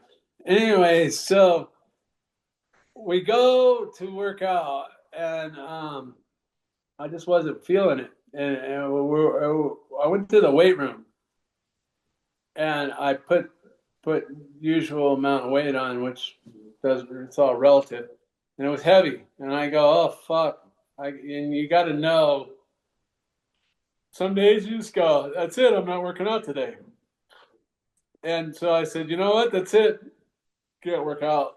And they're like, oh fuck. And they go, whoa, fuck. And I'm like, kind of feeling guilty. Like, I got to do something. And I go, hey, you know what? I go, I was at the gym, the boxing gym, which I spent a lot of time in. I'm probably, because believe it or not, all these fucking clowns think I'm a fucking, they comment clowns, oh, it's so full of shit, he's a bullshitter. I tell the fucking truth. As well as fucking getting myself over and not, all I do is tell the truth.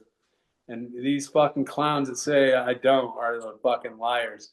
But I was at the boxing gym, and like these clowns that say they had like 5 or 6 boxing matches, then they show them fucking showing shadow boxing and hitting the bag. Those guys are not fucking professional fucking fighters. You can fucking draw your conclusions of who said that and who they are. What happens with Allan? Well, so I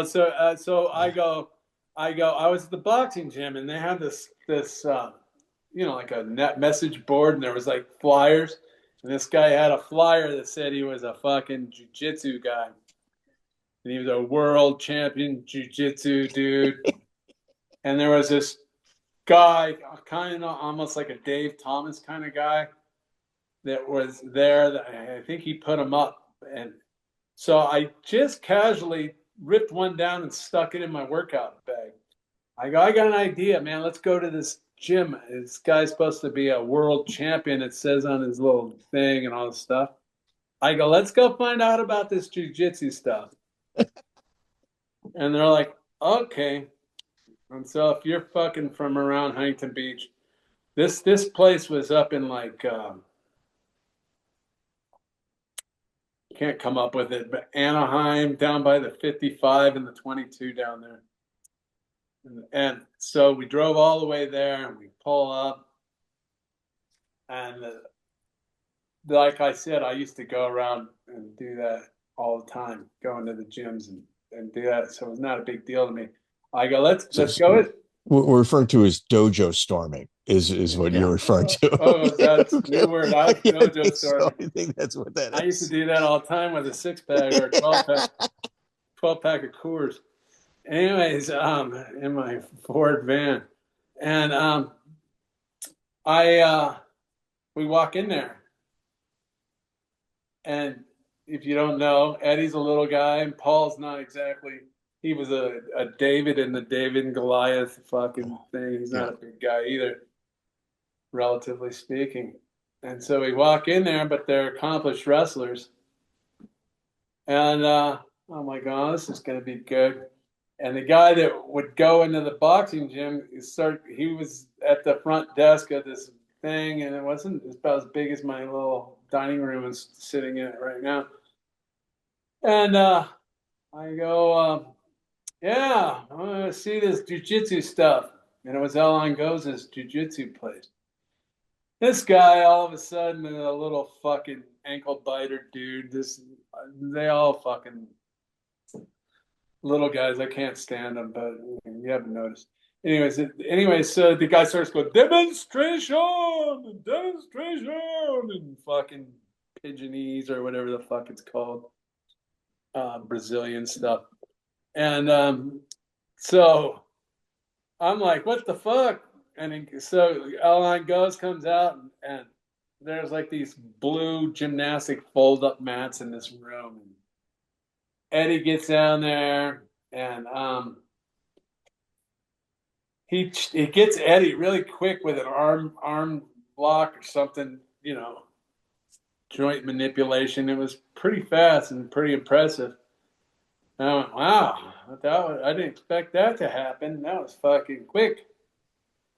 And I looked at Paul, and I'm like, look, motherfucker, you don't embarrass us anymore. And Paul's like, okay. And so they were starting on their knees or whatever, and Allan Goes, pulls them back. And Paul wrestled at Nebraska as an All-American and stuff, and they were rolling around for a bit. And then finally he got him in some kind of choke. And I was like in complete oh my, you fucking kidding me? Like, you gotta be fucking joking me. And so Paul gets up, and I'm like, just look at him like, are you fine? I was just the disgusted look on my face.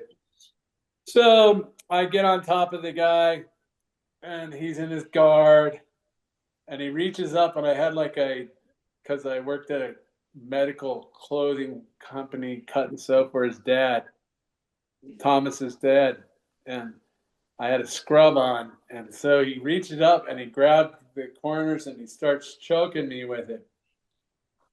So I put both of my fists up on the side of his fucking face and was like, you want me to fucking punch you like a double wham and like I'm clapping bricks together? And he fucking freaked out like, no. This little broken whatever Pigeonese and whatever stuff. And I'm like, yeah, you don't do that. Anyway, so we were rolling around, and mind you, I don't know anything. This is fucking scratch one, and I don't know if you've seen Allan Goes, but man, you could put a fucking broom in his hand, and you would think he was a woman sweeping the fucking kitchen. I mean, he's a softie, and he's pretty legit, but go ahead. Anyways, whatever. Anyways, so I don't know shit. Absolutely not a fucking thing about jiu-jitsu. Anything. I'm on top of him like I'm wrestling, and he's in the guard. He can't do jack fucking shit. And mind you, I'm benching over 600 pounds naturally. So that means every fucking muscle in my body is strong. And I'm fucking just holding there. I'm not gassing. I've been fucking running. I'm in shape. Nothing's happening. So he starts to go for an arm lock, whatever, arm bar, whatever. And I'm like, okay, I know what's going on. So I like really crushing him. And he starts kicking through. And I fucking just, squat down and I fucking pick him up. And he's like hanging on my arm like a possum, And I put a fucking fist up in the air, like right next to my face. Like, I'm gonna fucking drill you. I'm not playing around here. I'll fucking knock you to fucking uh, Disneyland. That's So, where we're. so Tank, what you're saying is you were a gentleman because it was his gym and you didn't knock him out, Well, but there was you no, gave him the the option. only person that was in there was the other guy that hung the demonstration guy, and then supposedly there's a mirrored box up on the back, and he goes walking in the room and closes the door, and that's where they put the video cameras back in those days. It was like a double thing. Notice you never seen the fucking video. So, anyways, he fucking let go of my arm and fucking was like, "Oh fuck, no, no, no, no." And I'm like, "Yeah, fucking, you want to go there? We'll go that way." And I'll fucking crush your fucking little soft ass. And that was that. And then I went and fought in the. So that was it then That was it. And then what happened in Puerto was. Rico. No, well, before that, and I'm not for sure on this one, but there was another show, and I could be conflating or jumbling this up, but I want to say this: the guy that fought in Puerto Rico, he was like bald before his time. He looked like an old man with the fucking donut thing, and he looked like from. And I'm not into ad hominem, but I mean it's the best way. Shall we pull it up? Pull Yeah, the Puerto but Rico the card. best way you could explain. He UFC. looked like that guy from Star Wars, that Yoda dude or whatever.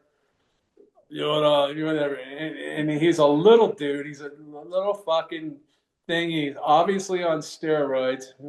And I think he was involved. He was with his Vitor Belfort when he had that stanky guy there that I slapped. Um, he came They're up talking and about sucked. Sam Atkins. No. That's a boxer, dude. And he fought on the card I fought Sam in Atkins. Puerto Rico. You're talking about the Oh, bald no, guy. he also fought in Puerto Rico. No. That was the David versus Goliath show in Puerto Rico. Right.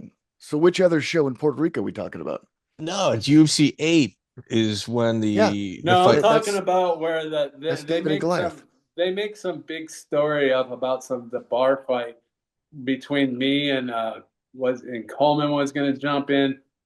I thought that was in Puerto Rico. No, there's two shows. And then Puerto Rico happened. And so, but this little guy was fighting in Puerto Rico. And he's like bald dude, and he looks like Yoda, and he came up and sucker punched me at the cocktail party. And so he was fighting somebody, and I was yelling for the guy to win that he was fighting. I think he's fighting a Japanese guy or something. And I was saying, punch him, punch him, punch him. The guy was about ready to quit. Sounds like Wallid Ismail. Yes, that's who it is. You talking about Wallid Ismail? 100%. Okay. Oh my God. So Wallid Ismail sucker punched you? Yes. And so at the cocktail party, that's what started the fiasco with Coleman coming in saying, break it up. And Meyerowitz goes, you costed me so much money and all this stuff. Well, that was happening before Puerto Rico. And then Wallid Ismail's fighting in the thing, and I'm coaching the guy against him for him to quit because that Wallid Ismail guy looked like he wanted to quit. You can tell when you're not a really when you're not really a warrior and you're in a fight and you're like and you're saying to yourself, "Holy fuck, how did I get here?" He had that look on his face. So he fought in UFC 12 Judgment Day, and that was in Alabama, but he must have been at Puerto Rico for another show. Yeah, well, anyway, so that goes down, and then Allan Goes comes out, right, get the fuck out of here.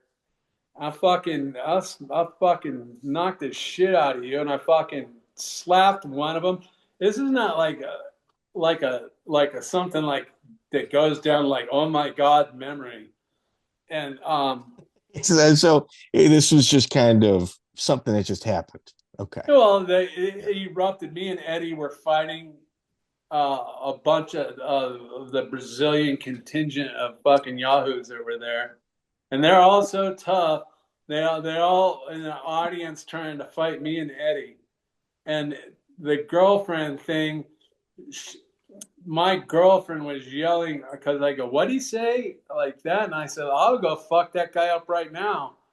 And I started walking off, and she was yelling for Dave Thomas to get me. She's going, "Get him, Dave, get him. Don't let him do it." Well, Elaine, thinking that she was yelling at me, Dave, to go get him. And that's so Elaine fabricated some fucking story of bullshit about it. Oh, so that's when the letter had to be written. Yeah. Oh, okay. So I got that a little bit early. And that whole letter thing, Meyerowitz called up and was laughing with me. He goes, just write some stupid letter for him. And I'm like, who cares? I go, they're nobodies anyways. Why do you give a fuck? Bob was under their spell for some reason. And so he's like, I go, I'll just do it, whatever. I don't care. I'll make a joke out of it. And I did it. And then they said, oh, you have to stay home for a show. And that's when they did the fucking the Randleman Boss Rutten fucking sham with the fucking thing. Because I wasn't there, I would have called it out as a fucking sham. What the fucking Dan Mergliotta was one of the judges, and so was Eddie Goldman. Eddie Goldman as well. Yeah, well, there you go. The fucking Goldman, I know. I don't know who the other guy was, but who the fuck? You can watch that fight. Turn the fucking volume down, and you think that fucking Boss Rutten won that fucking fight? You're out of your fucking mind. But Boss Rutten has this little fucking charisma about him. It's almost like it's fake. Almost, it's kind of like anybody thinks you're a fucking model when you're a guy. Come the fuck on. Are you really? So you gotta believe a Boss Rutten bullshit. It's all fucking. So you get into a fight with Allan Goes in the audience. I didn't get enough fight with him. And the next day, you slapped it. I slapped him. That's not fucking. That's not fight. That's true. I'd leave that guy in a coma so quick he wouldn't even know what to fucking hit him. And fucking the next day, these guys are all so fucking tough, right? I get in the elevator, and I ended up going down to the pool by accident. It was all fucked up in Puerto Rico. And I pushed the button, and it opens up in this like semi-parking garage, and then the pool's on the other side. It was the whole fucking Brazilian contingency, all waiting to get on the elevator, and it opens up, and I'm standing there. Now, if I was there trying to fucking beat up Allan Goes, and I was standing at an elevator with a fucking all my buddies sitting there, and the fucking door opens up, and Allan Goes is sitting in the fucking elevator. He gets off the elevator and walks right through the middle of all of them. Not one of them fucking pussies said a word. This is the next morning. Not a fucking word. They all just ran in the elevator and hauled ass. Goes says that let me just tell you what he said. He said, one, he had an issue with you. Jerry Harris, I believe, was the UFC 8 security guard that broke everything up. But like he said, he had an issue with you, and he simultaneously also had an issue with Chemo. And he's going to the elevator, and he sees Chemo, and he goes, shit, this is where he and I fight. And he's like, but he and I were cool.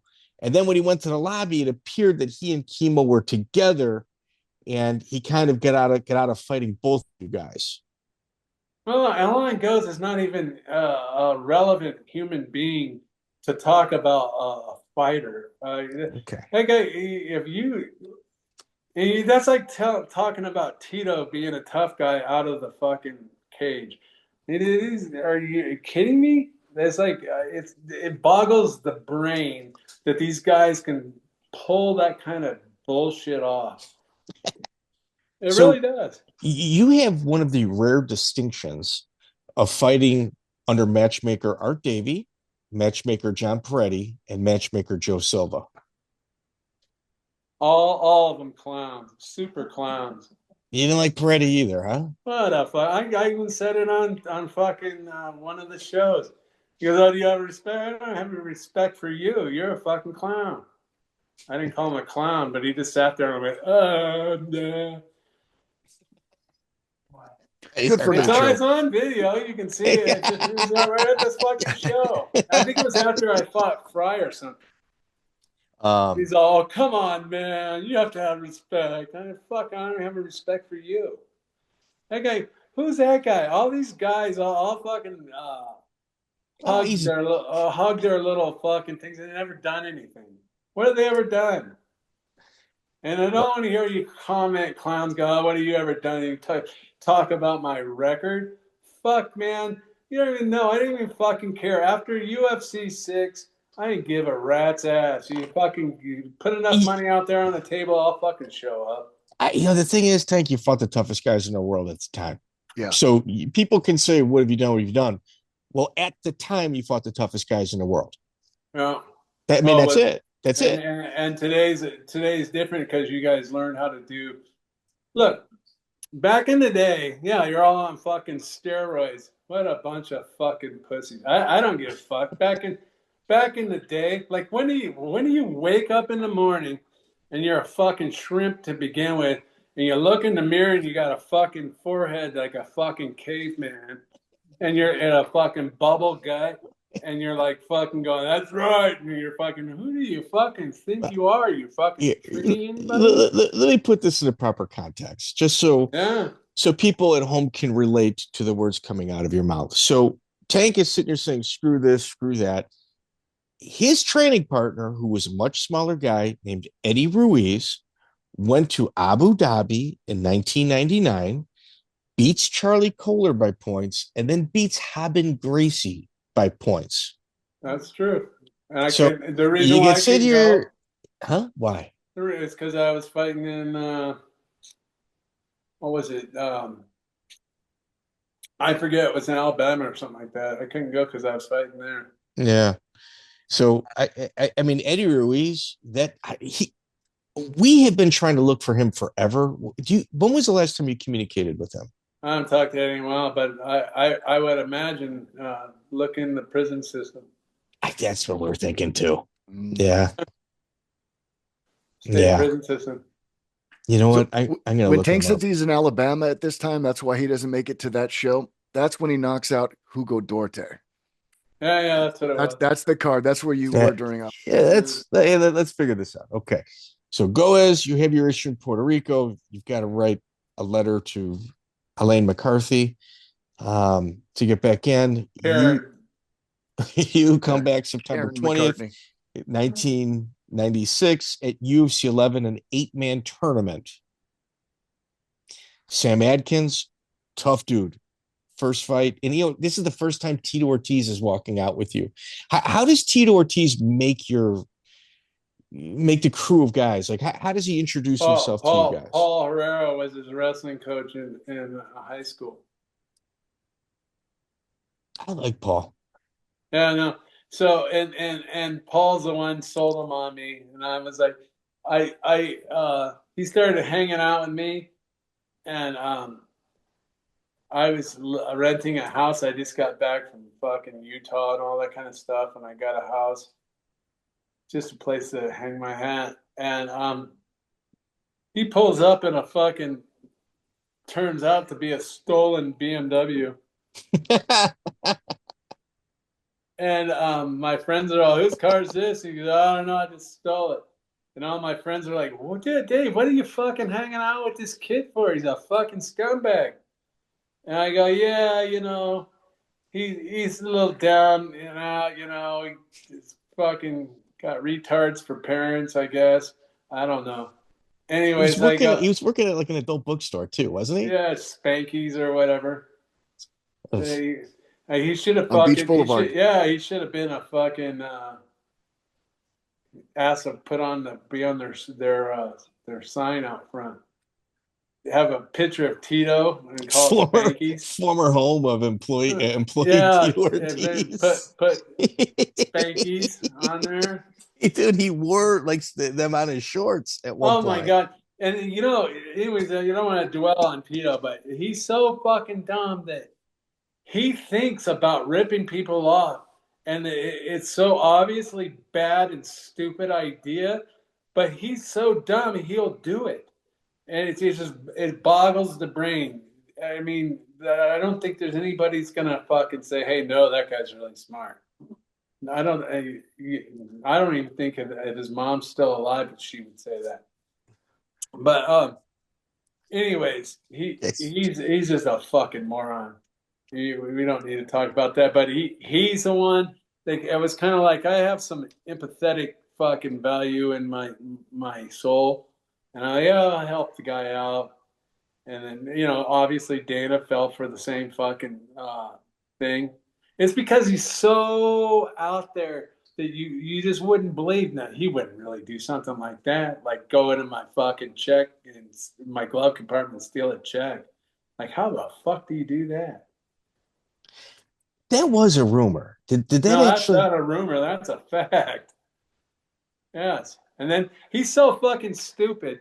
He sits there and goes, "Oh, I never even went to Bakersfield. I went there fucking 3 times and rolled with fucking Stephen Neal, who beat Brock Lesnar fucking during that time."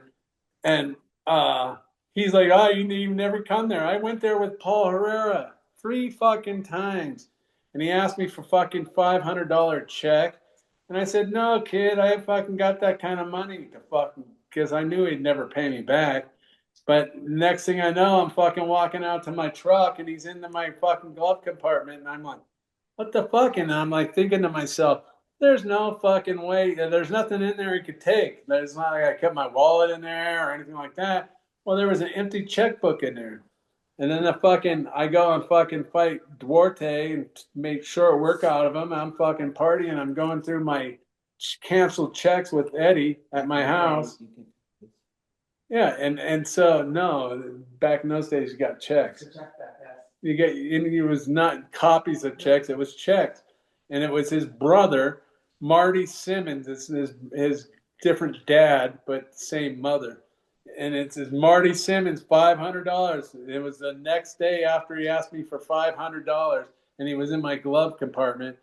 And not only did he sign my signature, he wrote DLA Enterprises, my business name, on the thing. And I took it to the bank and I said, "What the fuck is this?"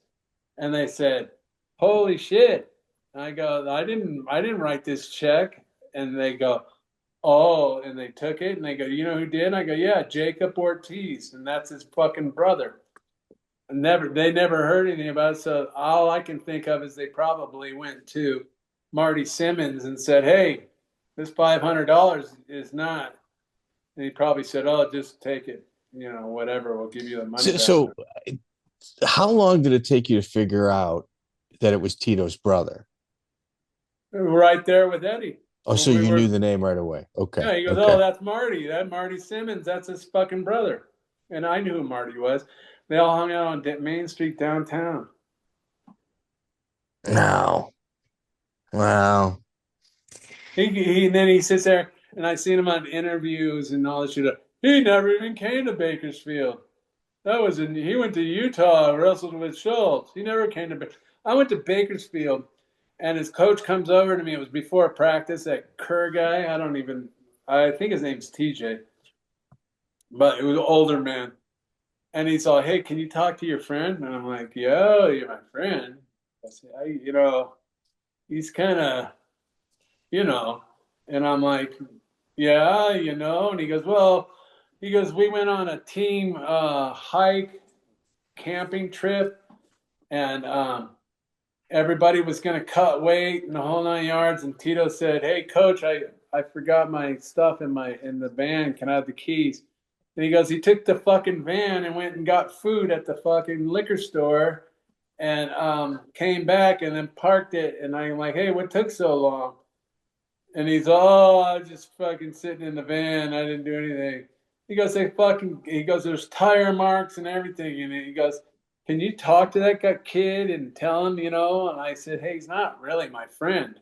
And I go, I know him. And I go, and he goes, yeah, man, we can't have that kind of stuff on our team. And I'm like, oh, Like well. tire marks and everything. What do you mean? Like he was doing donuts or like what do you mean? No, when he left to go Then to he the left. store. Oh, okay, he left. Okay. Yeah. Mm. Yeah, Yeah. well, so and that's his character. And then, I used to drink down at a bar all the time. Aloha Grill. It used to be I Hula know it. I Grill know at it the well. time. Yeah, it used to be a Hula Grill. And everybody in there knew me. I knew the owner, and I just always sit in the corner. And they had a phone it was back, before cell phones and all that kind of stuff with the long cord. And they had a pop up window, and Tito would call me periodically, and I'd go over there and I'd go, yeah, what the fuck do you want? Well, come to find out, he was fucking making sure I was there because he would go to my house. I never locked my house up. Go through my garage and fucking take booze and everything else. That's according to Eddie. And I'm like, what? And he goes, oh, Dave told me just go in, take what I want. And Eddie's not the sharpest fucking, knife in the drawer. And so he's like, I just thought you were down with it. I knew, and you knew. And I go, no. He was calling to make sure I was at the bar, and then he'd go to my house and pilfer it. Jesus. That's your friend, huh? That's your friend, huh? Exactly, a scumbag. He's actually had some. I'm sitting on some information that when I'm going to interview one of these two guys, I'm going to hit him with a question that both of them are. It's going to be uneasy, and it has to do with money. Yeah, Tito. Although the victim in this story, he's repeatedly surrounded himself with poor choices of people. Well, the first one's a mirror. Yeah. Fair enough. That guy's a fucking terrible human being. He's a bad person. Man, I'm telling you, that there's not 1 ounce of fucking one cell of good in that guy. Not one. Everything is a work, and he's always looking at an angle, and he's a bad person. So you beat Sam Adkins by neck crank. Jerry Bolander pulls out, and Scott Ferrozzo fills in. That was another fucking bullshit thing. And Shamrock was part of it too. And fucking with them, the fucking Gary Bolander pulling out. Oh, they and this is not a rub on fucking Dana. This is not a rub on Meyerowitz. They're businessmen, and they fucking will say whatever they want to say. They'll lie. They'll do whatever they want to do. That's expected. But fucking Bob Meyerowitz and them. So he tells me I could not run. All right. And I was I needed knee surgery bad. I could not run. I said, hey, I'm not going to fight. And a few times, and they're like, oh, come on, man. You're the fucking star of the fucking show. You got to fight. Dude, you were, though. You really were. I mean, Well, I was buying these pay-per-views to watch. None of these people nowadays have any fucking clue. I agree with that. Way fucking bigger than everybody. And I go, Bob, I need fucking knee surgery. I can't even run around the fucking track 400 meters. I can't do it one fucking time. And he's like, I go, I can't. The pain. And he goes, well, you're just gonna fight a fucking Bolander guy. He's nothing. And fucking he goes, and I go, all right, I'll show up. And he goes, then you can go get your knee surgery, do your thing. And he goes, but you gotta fight. You have to. And Dana did the same fucking bullshit with me too. And I can't blame them for it. They're fucking, it's their show. They gotta fucking put a show on, and the fucking cash cows saying, no, I can't fucking fight. What are they gonna do? And so lo and behold, fucking Fatso Ferrozzo, that's another terrible human being. But anyways, he's in the back, fucking all fucking steroided out. Believe it or not, as fat as that guy is, I'm fucking almost positive because of all the fucking fighters he hangs out with, Fry and all those guys. They're all in the fucking sauce. And he's sitting there. He admitted it in our interview. He admitted he was on the gear. Who's that? Fry? Ferrozzo. Yeah, Ferrozzo. Ferrozzo, there you go. He admitted it. Yeah, well, so he's in the back fucking acting all fucking crazy, fucking running around, fucking doing warm up and all this shit. And I'm like going, what the fuck's that all about? And they're like, I go, that guy's he's a fucking, whatchamacallit, an alternate. Alternates don't fucking run around like they're gonna fucking fight. Well, here. He's a tow truck driver that's also an alternate. Okay. Yeah. At the time, that's what he was. Yeah. So like, anyway, so like he's going all crazy and shit, and I'm like, he's not even gonna fucking fight, man. Fucking tell the guy to fucking calm down, in my head. Pretend like you've been here before, right? Yeah, exactly, right. And so all of a sudden, Bolander or whoever the fucking those little. So he fights Fabio Gurgel. We're 2 hours in, and there's a point. There's a reoccurring theme in your career that's underlying, that's never really been addressed, and it's Ken Shamrock. I believe it started in Wyoming. Doesn't like your attitude. Now he's got one of his prized students. He's got Jerry Bolander. Yeah. Fabio Gurgel. You're his next fight. He pulls out. Yeah. Because I would have fucking bulldozed that guy.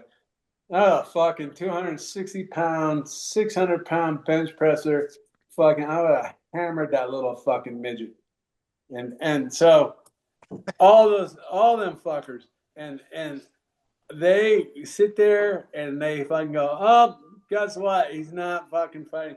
I go, oh, no wonder Fatso is running around acting all crazy, getting psyched up.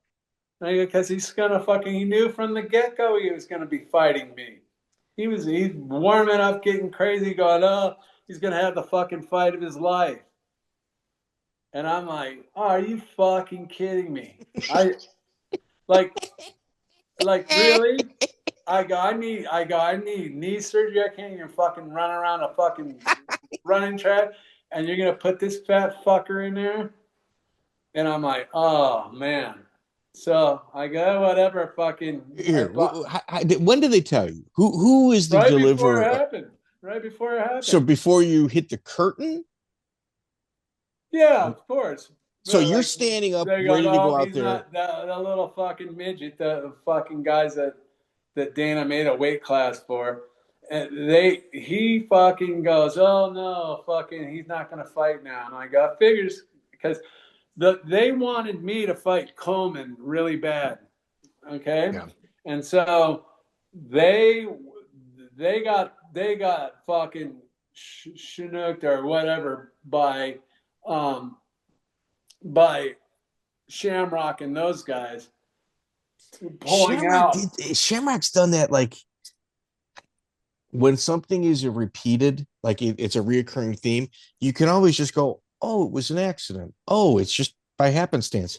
Shamrock's got a lot of those types of situations in his background. He comes from a professional wrestling background, so he knows the work angle. Yeah. So he then goes, I go, oh, this is exactly what's going on. So now I'm gonna have to fucking fight some guy that's fucking, I don't know how big he was, 350 or whatever.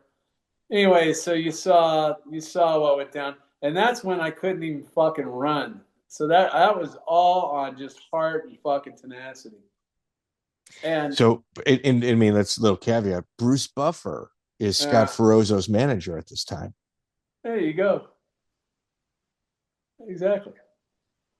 Whatever. Okay, but Joey, like when you have those little infomercials back in the day, and there's more. Like you always do like one other thing. There's, I mean, Tank, we're 2 hours in, and like we're taking a shitload of your time. Yeah. There's another rumor coming up, and I kind of want to go in order about Art Davie offering like a fixed fight with one of your opponents.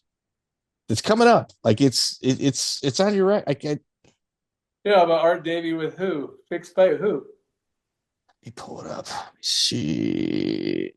I'm gonna have to. I almost don't want to mention it. We can go as long as you want. I don't care. I'm just sitting here. Oh, okay. Let's Joey. Yeah, let's go. Let's go. Dude, I mean, yeah, we're in. We got Tank. Let's go. So December 7th, 1996, Ultimate. So you went from September to December. You never got the surgery between that time. I'm assuming on your knee. Well, I probably didn't realize it was hurt until I started training. So, okay, you get Chael Worsham in Alabama. Yeah, Chael Worsham.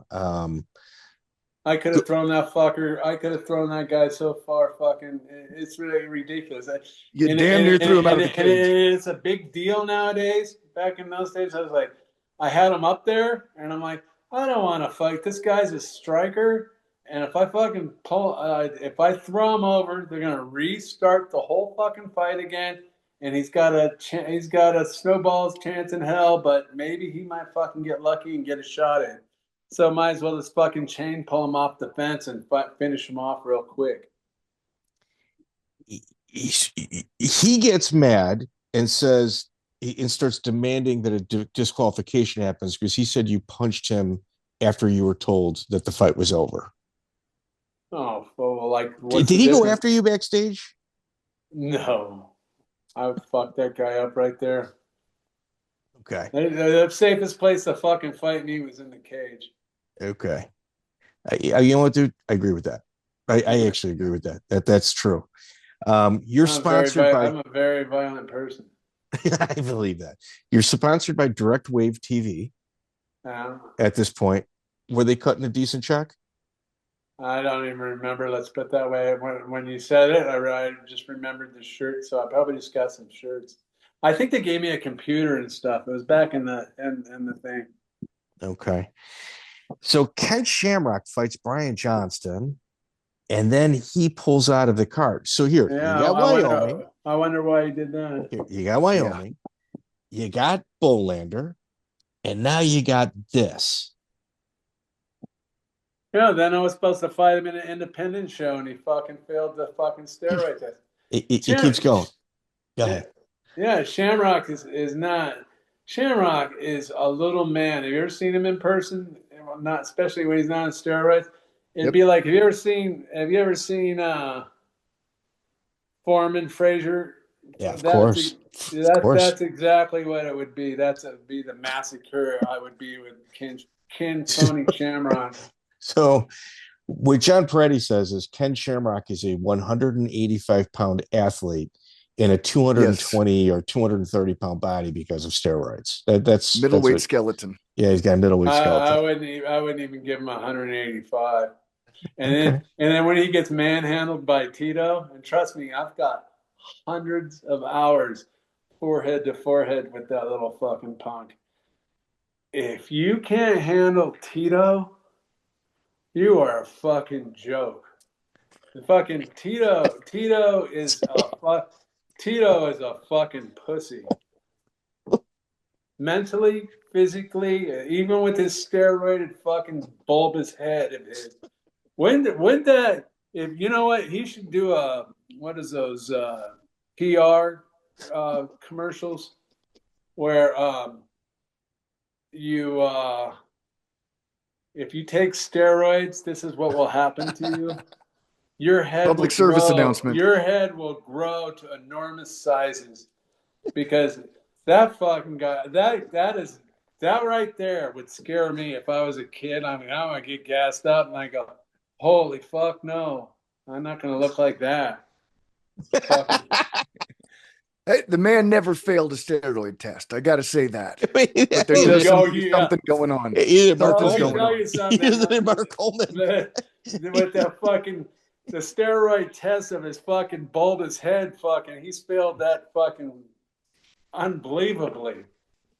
You can't. How can you not say that? He was like Barry Bonds, his head grew. Look at some pictures of him when he fought in the first show that they couldn't find. They couldn't find anybody to fight, so they got him to do it. Well, they said it was an amateur. He's like the only guy in the UFC Well, ever they to had fight to as an do amateur. that. That's a Tito work, so he couldn't get in trouble for his college class. Scholarship, yeah. Yeah. So Ken Shamrock pulls out. You fight Steve Nelmark. You beat him in 103. Great KO. Yeah. Here it is. This is, dude, we're here. Tank, thank you for sticking around. Yeah, Don Fry beats Mark Hall by ankle lock in 20 seconds. What a work. Only leg lock of Fry's career, by the way. Yeah, what a fucking work. And you're supposed to be a warrior. You're supposed to be a fucking guy that goes out and does battle with another man.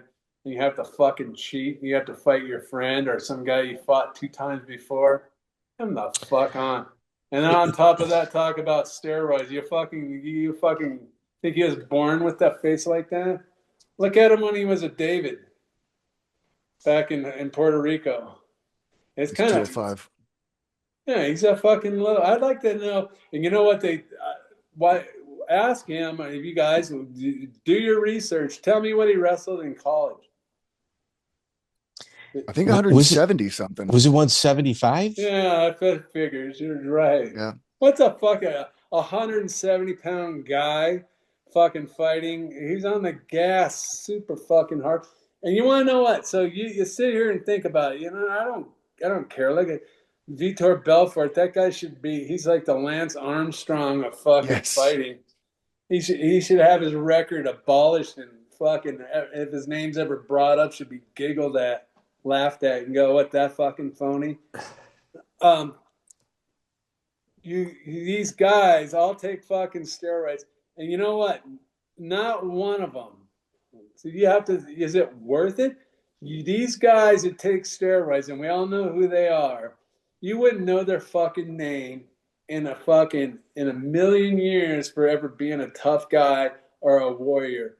Not one of them. They're not warriors because they take steroids. But fucking as a tough guy or even remotely tough, so what? You're good at fighting because you're on steroids. Well, you stop taking steroids, your balls shrink up and your fucking hair falls out, and you're fucking on nothing. You're a fucking cream puff pussy. Hey, so let me get to the actual controversial part of this. Yeah. So the rumor was that Art Davie offered to double Mark Hall's purse to allow Don Fry to beat him. No, I wouldn't doubt it. I don't know if he had the ability to do it. They were all trying to do an angle. They're working. That's like, obviously that was a fucking fixed fight. I mean, come the fuck on. Yeah, dude, you've been the victim of 2 fixed fights in the UFC. Yep. Yeah. It's true. It's two semifinals. And the it affected me and my record and everything else. Oh, and your paycheck. Yeah. Well, I was getting paid regardless. I wasn't like everybody else. Well, you used to have a guy named Big Al in your entourage, and he threw a hamburger at Frank Shamrock at this event, and he and Frank fought. Is that true? No, but yeah, he threw a hamburger at Frank, and I told him not to fight him. He would destroy Frank. You guys ever wake up all to the world out there? You guys are little guys. You're little. Frank Shamrock, go look in the mirror. Go get on the scale. You're not playing with big boys. You're playing with little fucking midgets. You're a world champion midget fighter. And that's just the way it is. And you know what? If I was in their shoes, I'd feel bad too. You know what? I have a secret. I always wanted to race horses in the Kentucky Derby. But you know what? I can't be a jockey. I'm too fucking big. Yep. Guess what? You're not a tough guy. When the fucking football team can beat you up, you're not a tough guy. Okay, in high school or junior college or college, when the guys from the offensive line show up and you have to go to the back of the party line, you're not a tough guy. Sorry, Frank. Okay. So you have your little fantasy. I've seen him on the show talking about like how he scared Big Al. No, Big Al was being respectful to me by not hurting you. okay. Wow. Okay. I know Big Al, and I've been in scraps with him, not against him, and I know what he would do to that little fucking midget. I mean, these guys don't understand. Well, it just boggles the fucking brain. I'm not a big guy per se, but I'll tell you one thing. I'm fucking stronger than anybody that ever fought in the UFC, naturally even. And I'm the only guy they make fun of and laugh, say, I'm the best athlete ever been in the fucking UFC. Listen, I've naturally benched 625 pounds at that time. I've ran a fucking marathon. Has anybody else run a marathon? Anybody else bench not a over heavyweight, 625 pounds that fought not a in the heavyweight. UFC? No, not a heavyweight. So Joey, What, heavyweight? There's no weight class. You have weight classes, little guys, because you're running from the big boys. okay. So Joey, That's the truth. we might have to revamp our all natural list. You know, Miguel Torres, BJ Penn. Yeah. You know, there's a couple guys that really did well. Tank Abbott absolutely needs to be on that list. That's right. Well, it's just like the UFC and the Hall of Fame and all that bullshit. I've kept my mouth shut because I don't want to fucking be like Pete Rose or anything like that. But I don't give a fuck about the Hall of Fame, especially with all the fucking clowns they got in there now. Who gives a fuck? It's like a but Pioneers Wing, you belong there. Yeah, dude, that's pretty cool. Interesting. For me, it's cool. For me, it's maybe not but for us. Let's put it into perspective. Like I said, and you can believe it or not believe it, but if it wasn't for me, the UFC wouldn't be here. And I'm not like Frank Shamrock in some delusional mind where he says, I made the UFC. No, I'm the fucking one that made the UFC. They were going to get rid of it, man. It was going to be a jiu-jitsu fucking failure. No one likes watching jiu-jitsu. Nobody. It's boring. You kept it interesting when things were going dark. Dude, I definitely bought more than one pay-per-view because I didn't pop up on the scene in UFC 6 and knock the shit out of fucking Matua, the fucking show would be gone. It's a true statement. Here, I'm going to tell you another guy that I believe belongs in the UFC Hall of Fame on the administrative side. Okay, Meyerowitz obviously is already in there. You had a good relationship with Bob. I think David Isaacs belongs in there as well. Yeah, no, David's a friend of mine, and I haven't talked to him in years, but he's a good guy. And he was behind the scenes kind of dude that he's a Harvard graduate, law school, but he's also a smart guy and kind of got the big picture. But I tell you, like, he also shares your sentiment. Like, okay, the rules had to change in order to make it palatable for TV. He scratches his head when I say, well, look at all of this right here. It appears that it's geared against Coleman. He's got no reason to lie about it. And like yourself online, he said, no, this sport had to evolve. It had nothing to do with Coleman. Like I said, it's not that it has anything to do. They wanted Coleman to win. He looked the part. He's fucking gassed to the gills with his fucking bubble gut in his forehead. Fucking that's what they wanted. A big scary fucking to scare the guys like that. I used to find guys like that back in the day in the bar and fucking just hang out next to them. Sooner or later their little roid rage would enact, and then I'd fucking send them to the hospital. But they say, oh shit, this fucking drugs don't work this way.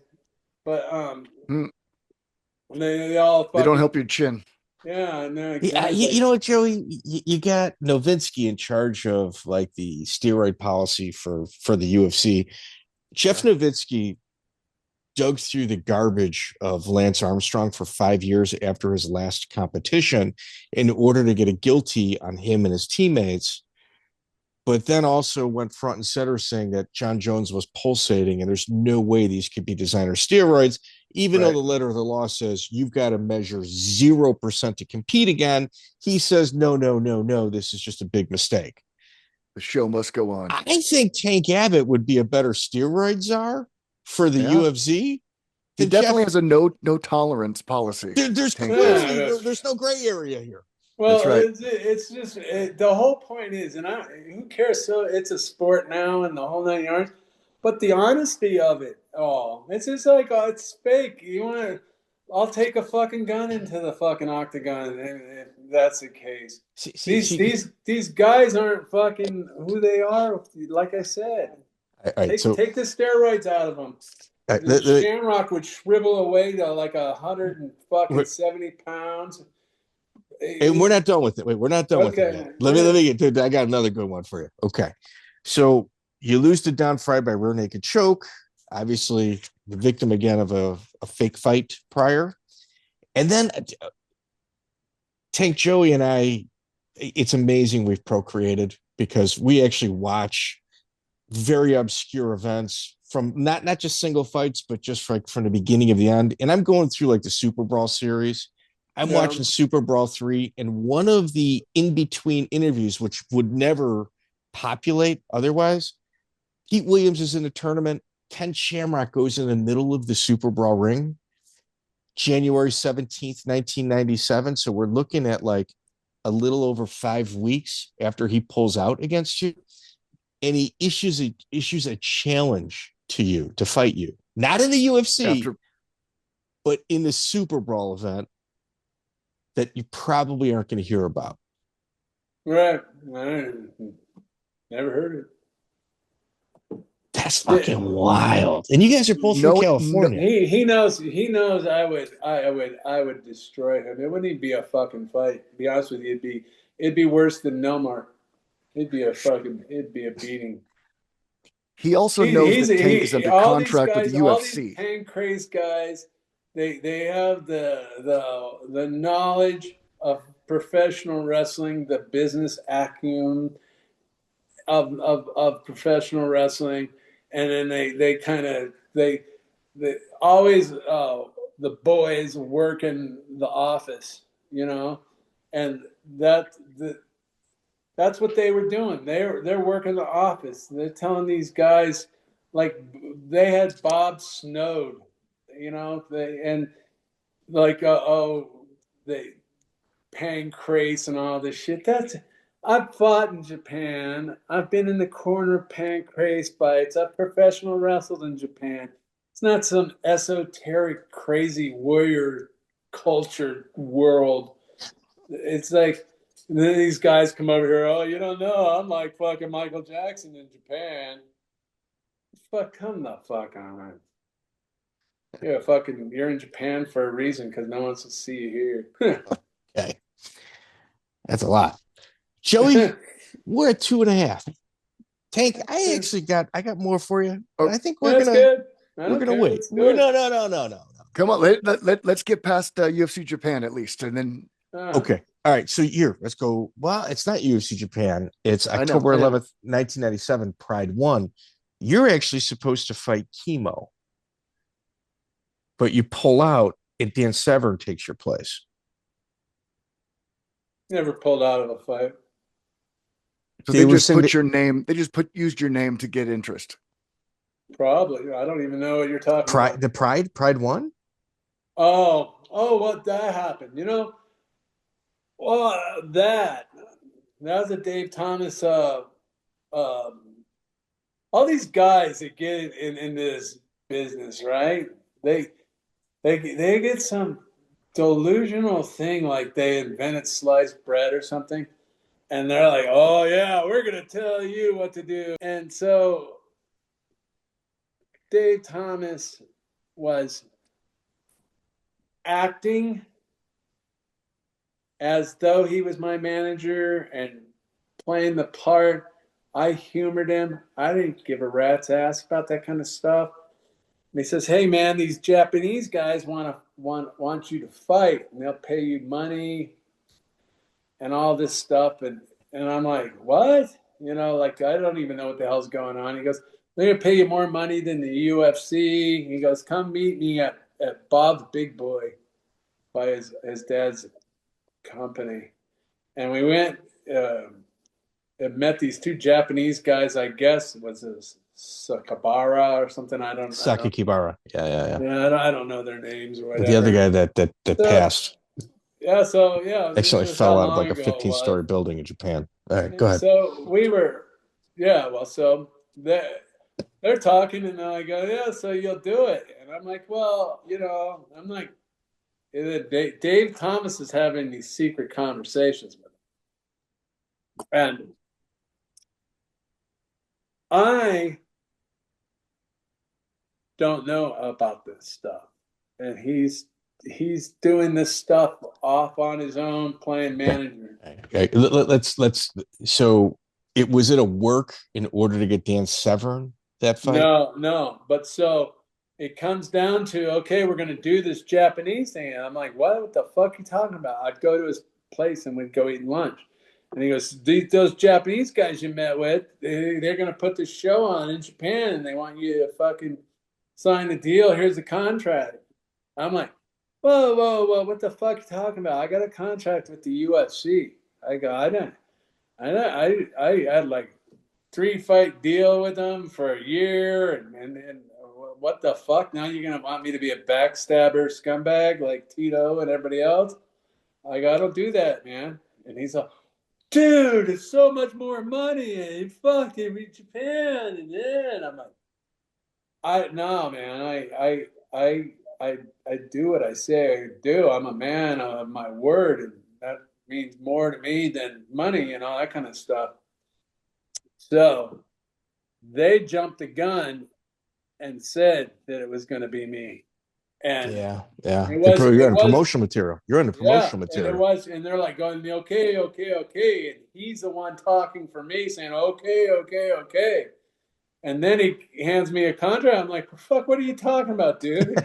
I'm a man of my word. I made a deal with these guys in New York, and I'm not fucking going to say, hey, see you later. Time for me to fucking take a hike. I don't do that. That's not who I am.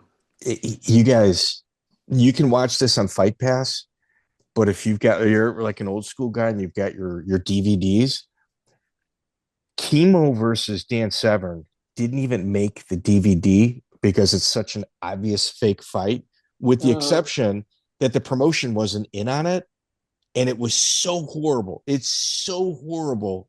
They said, take care, man. Never come back here. Never come back here again. Yeah.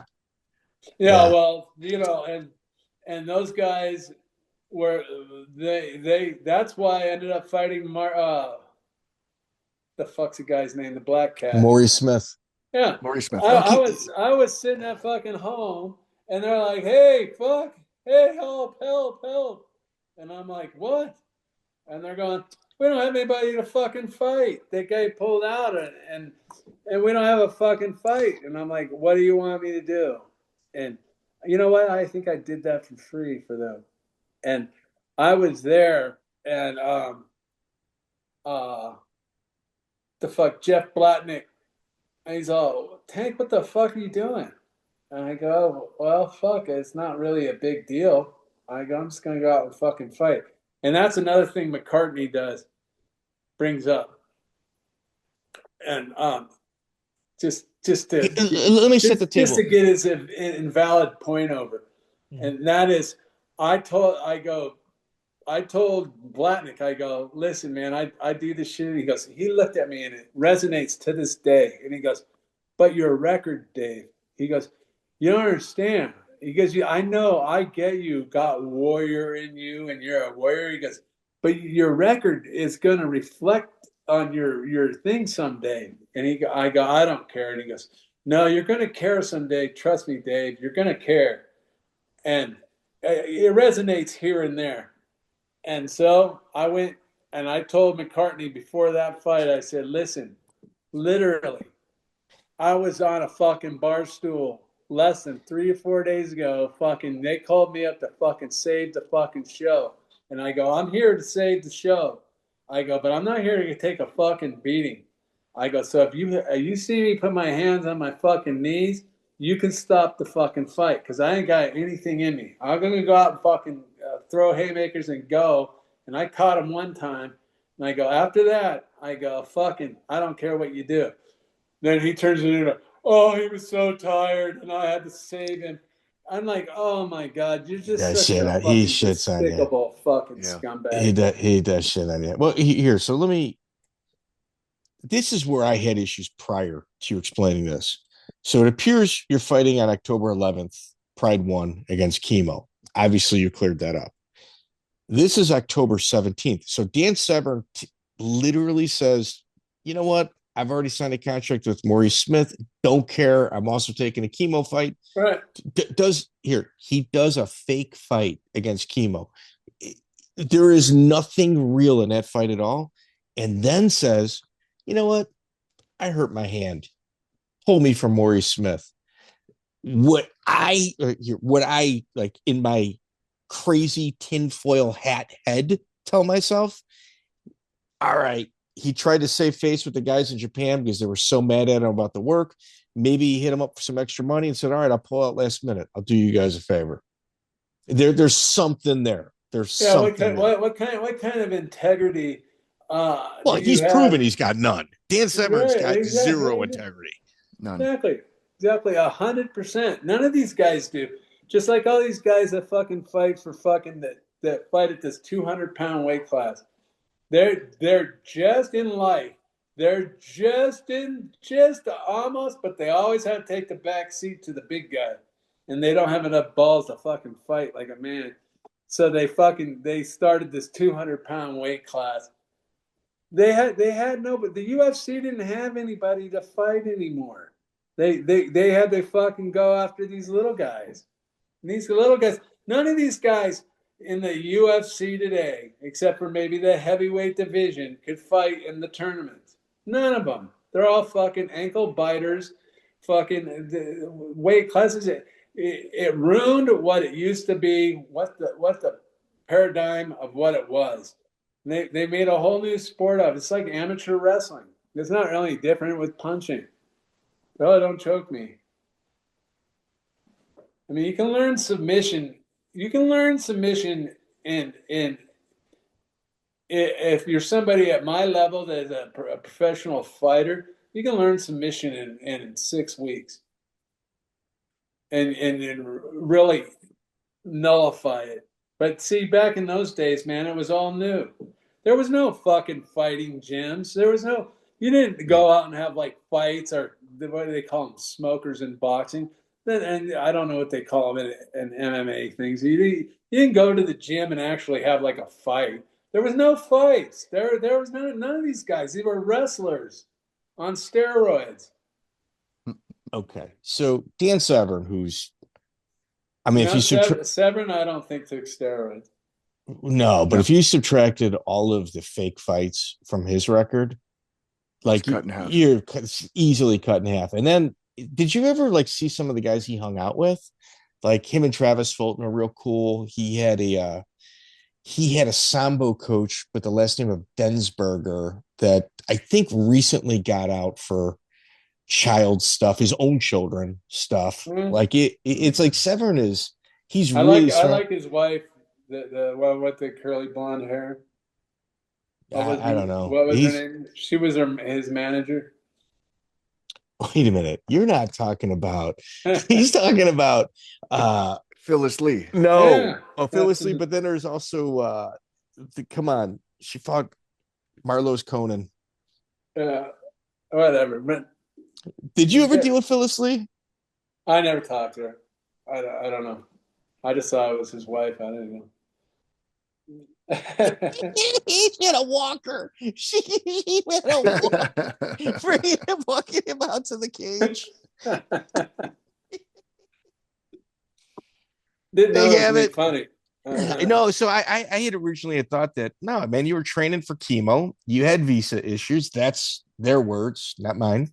Yeah. And I'm like, how could you be coming off a bar stool with Maurice Smith if you had a full camp for chemo? But the truth of the matter is, you didn't. You didn't have it. No, none of that. Wow. There's a bunch of crooks in this business, man. They all want to fuck Becky Levi. Yeah, Becky Levi. Thank you, Joe. He was talking about Becky Levi. Yeah, I think Becky. It's I've dealt with her. She's a tough woman. The one you thought was Severn's wife was Becky Levi. Was it Becky Levi or Phyllis Lee, the old lady with the walker? Which one are you talking about? Neither one. That's good. I would say Guy Phyllis. gets around. I'm leaning towards Phyllis on that equation. They get along. But, whatever. Joey, we got to do another round 2 with this guy. Are you open to a round 2, Tank? Are you open for a round 2, dude? I don't care. Just sitting around here doing nothing. Fucking right, we're going to hit you up for a round 2. We'll hit you up for a round 2. My editor's going to kill me, dude. This thing's past 2:30. He's gonna call me yelling once he sees this time. So, Tank Abbott, I honestly, the reason I am a fan today. No. Here, Joey. Honest to God answer. No bullshit. Don't lie. Royce Gracie versus Tank Abbott, UFC 6. Where do you think that leads? Massacre. It's a massacre. Sprawl and brawl. Royce can't take him down. Royce can't stand with him. How do you think it goes? Oh, it's 100%, dude.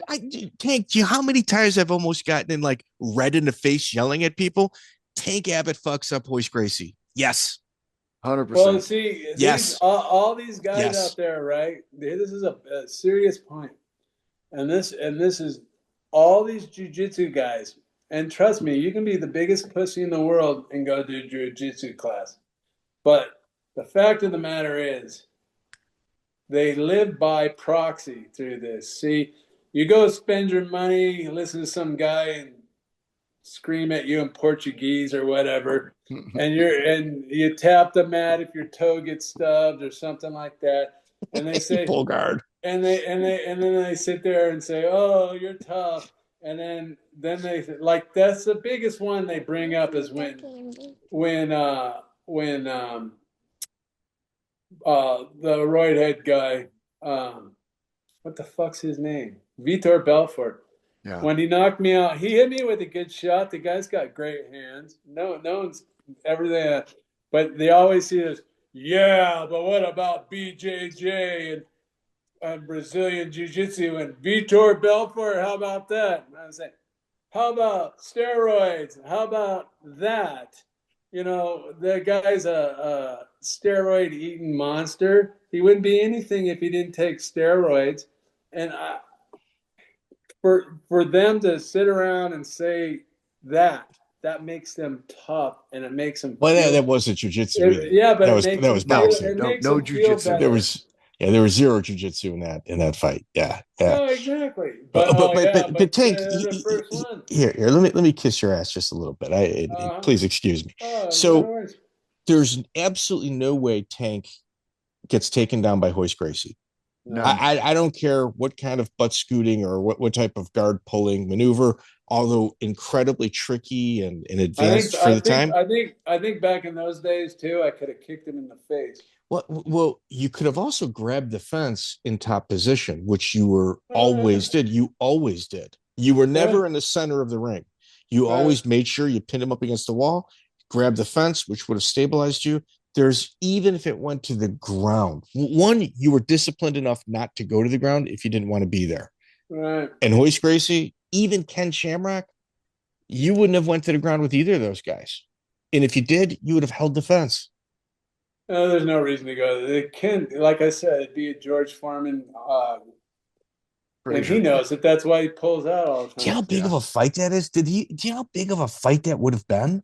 Well, Isaac was trying to make that all the time, and you're hearing it from the horse's mouth. I was ready to go all the time. That would have been a huge fight. That would have been a huge fight back in the day. Well, guess who didn't want it to happen? I wonder why. Huh. Tank Abbott, you're an absolute gentleman. I appreciate your time, man. Absolutely appreciate your time. Thank you, sir. My Joey, Tank. Yo. Do your thing. Be good. All right, man.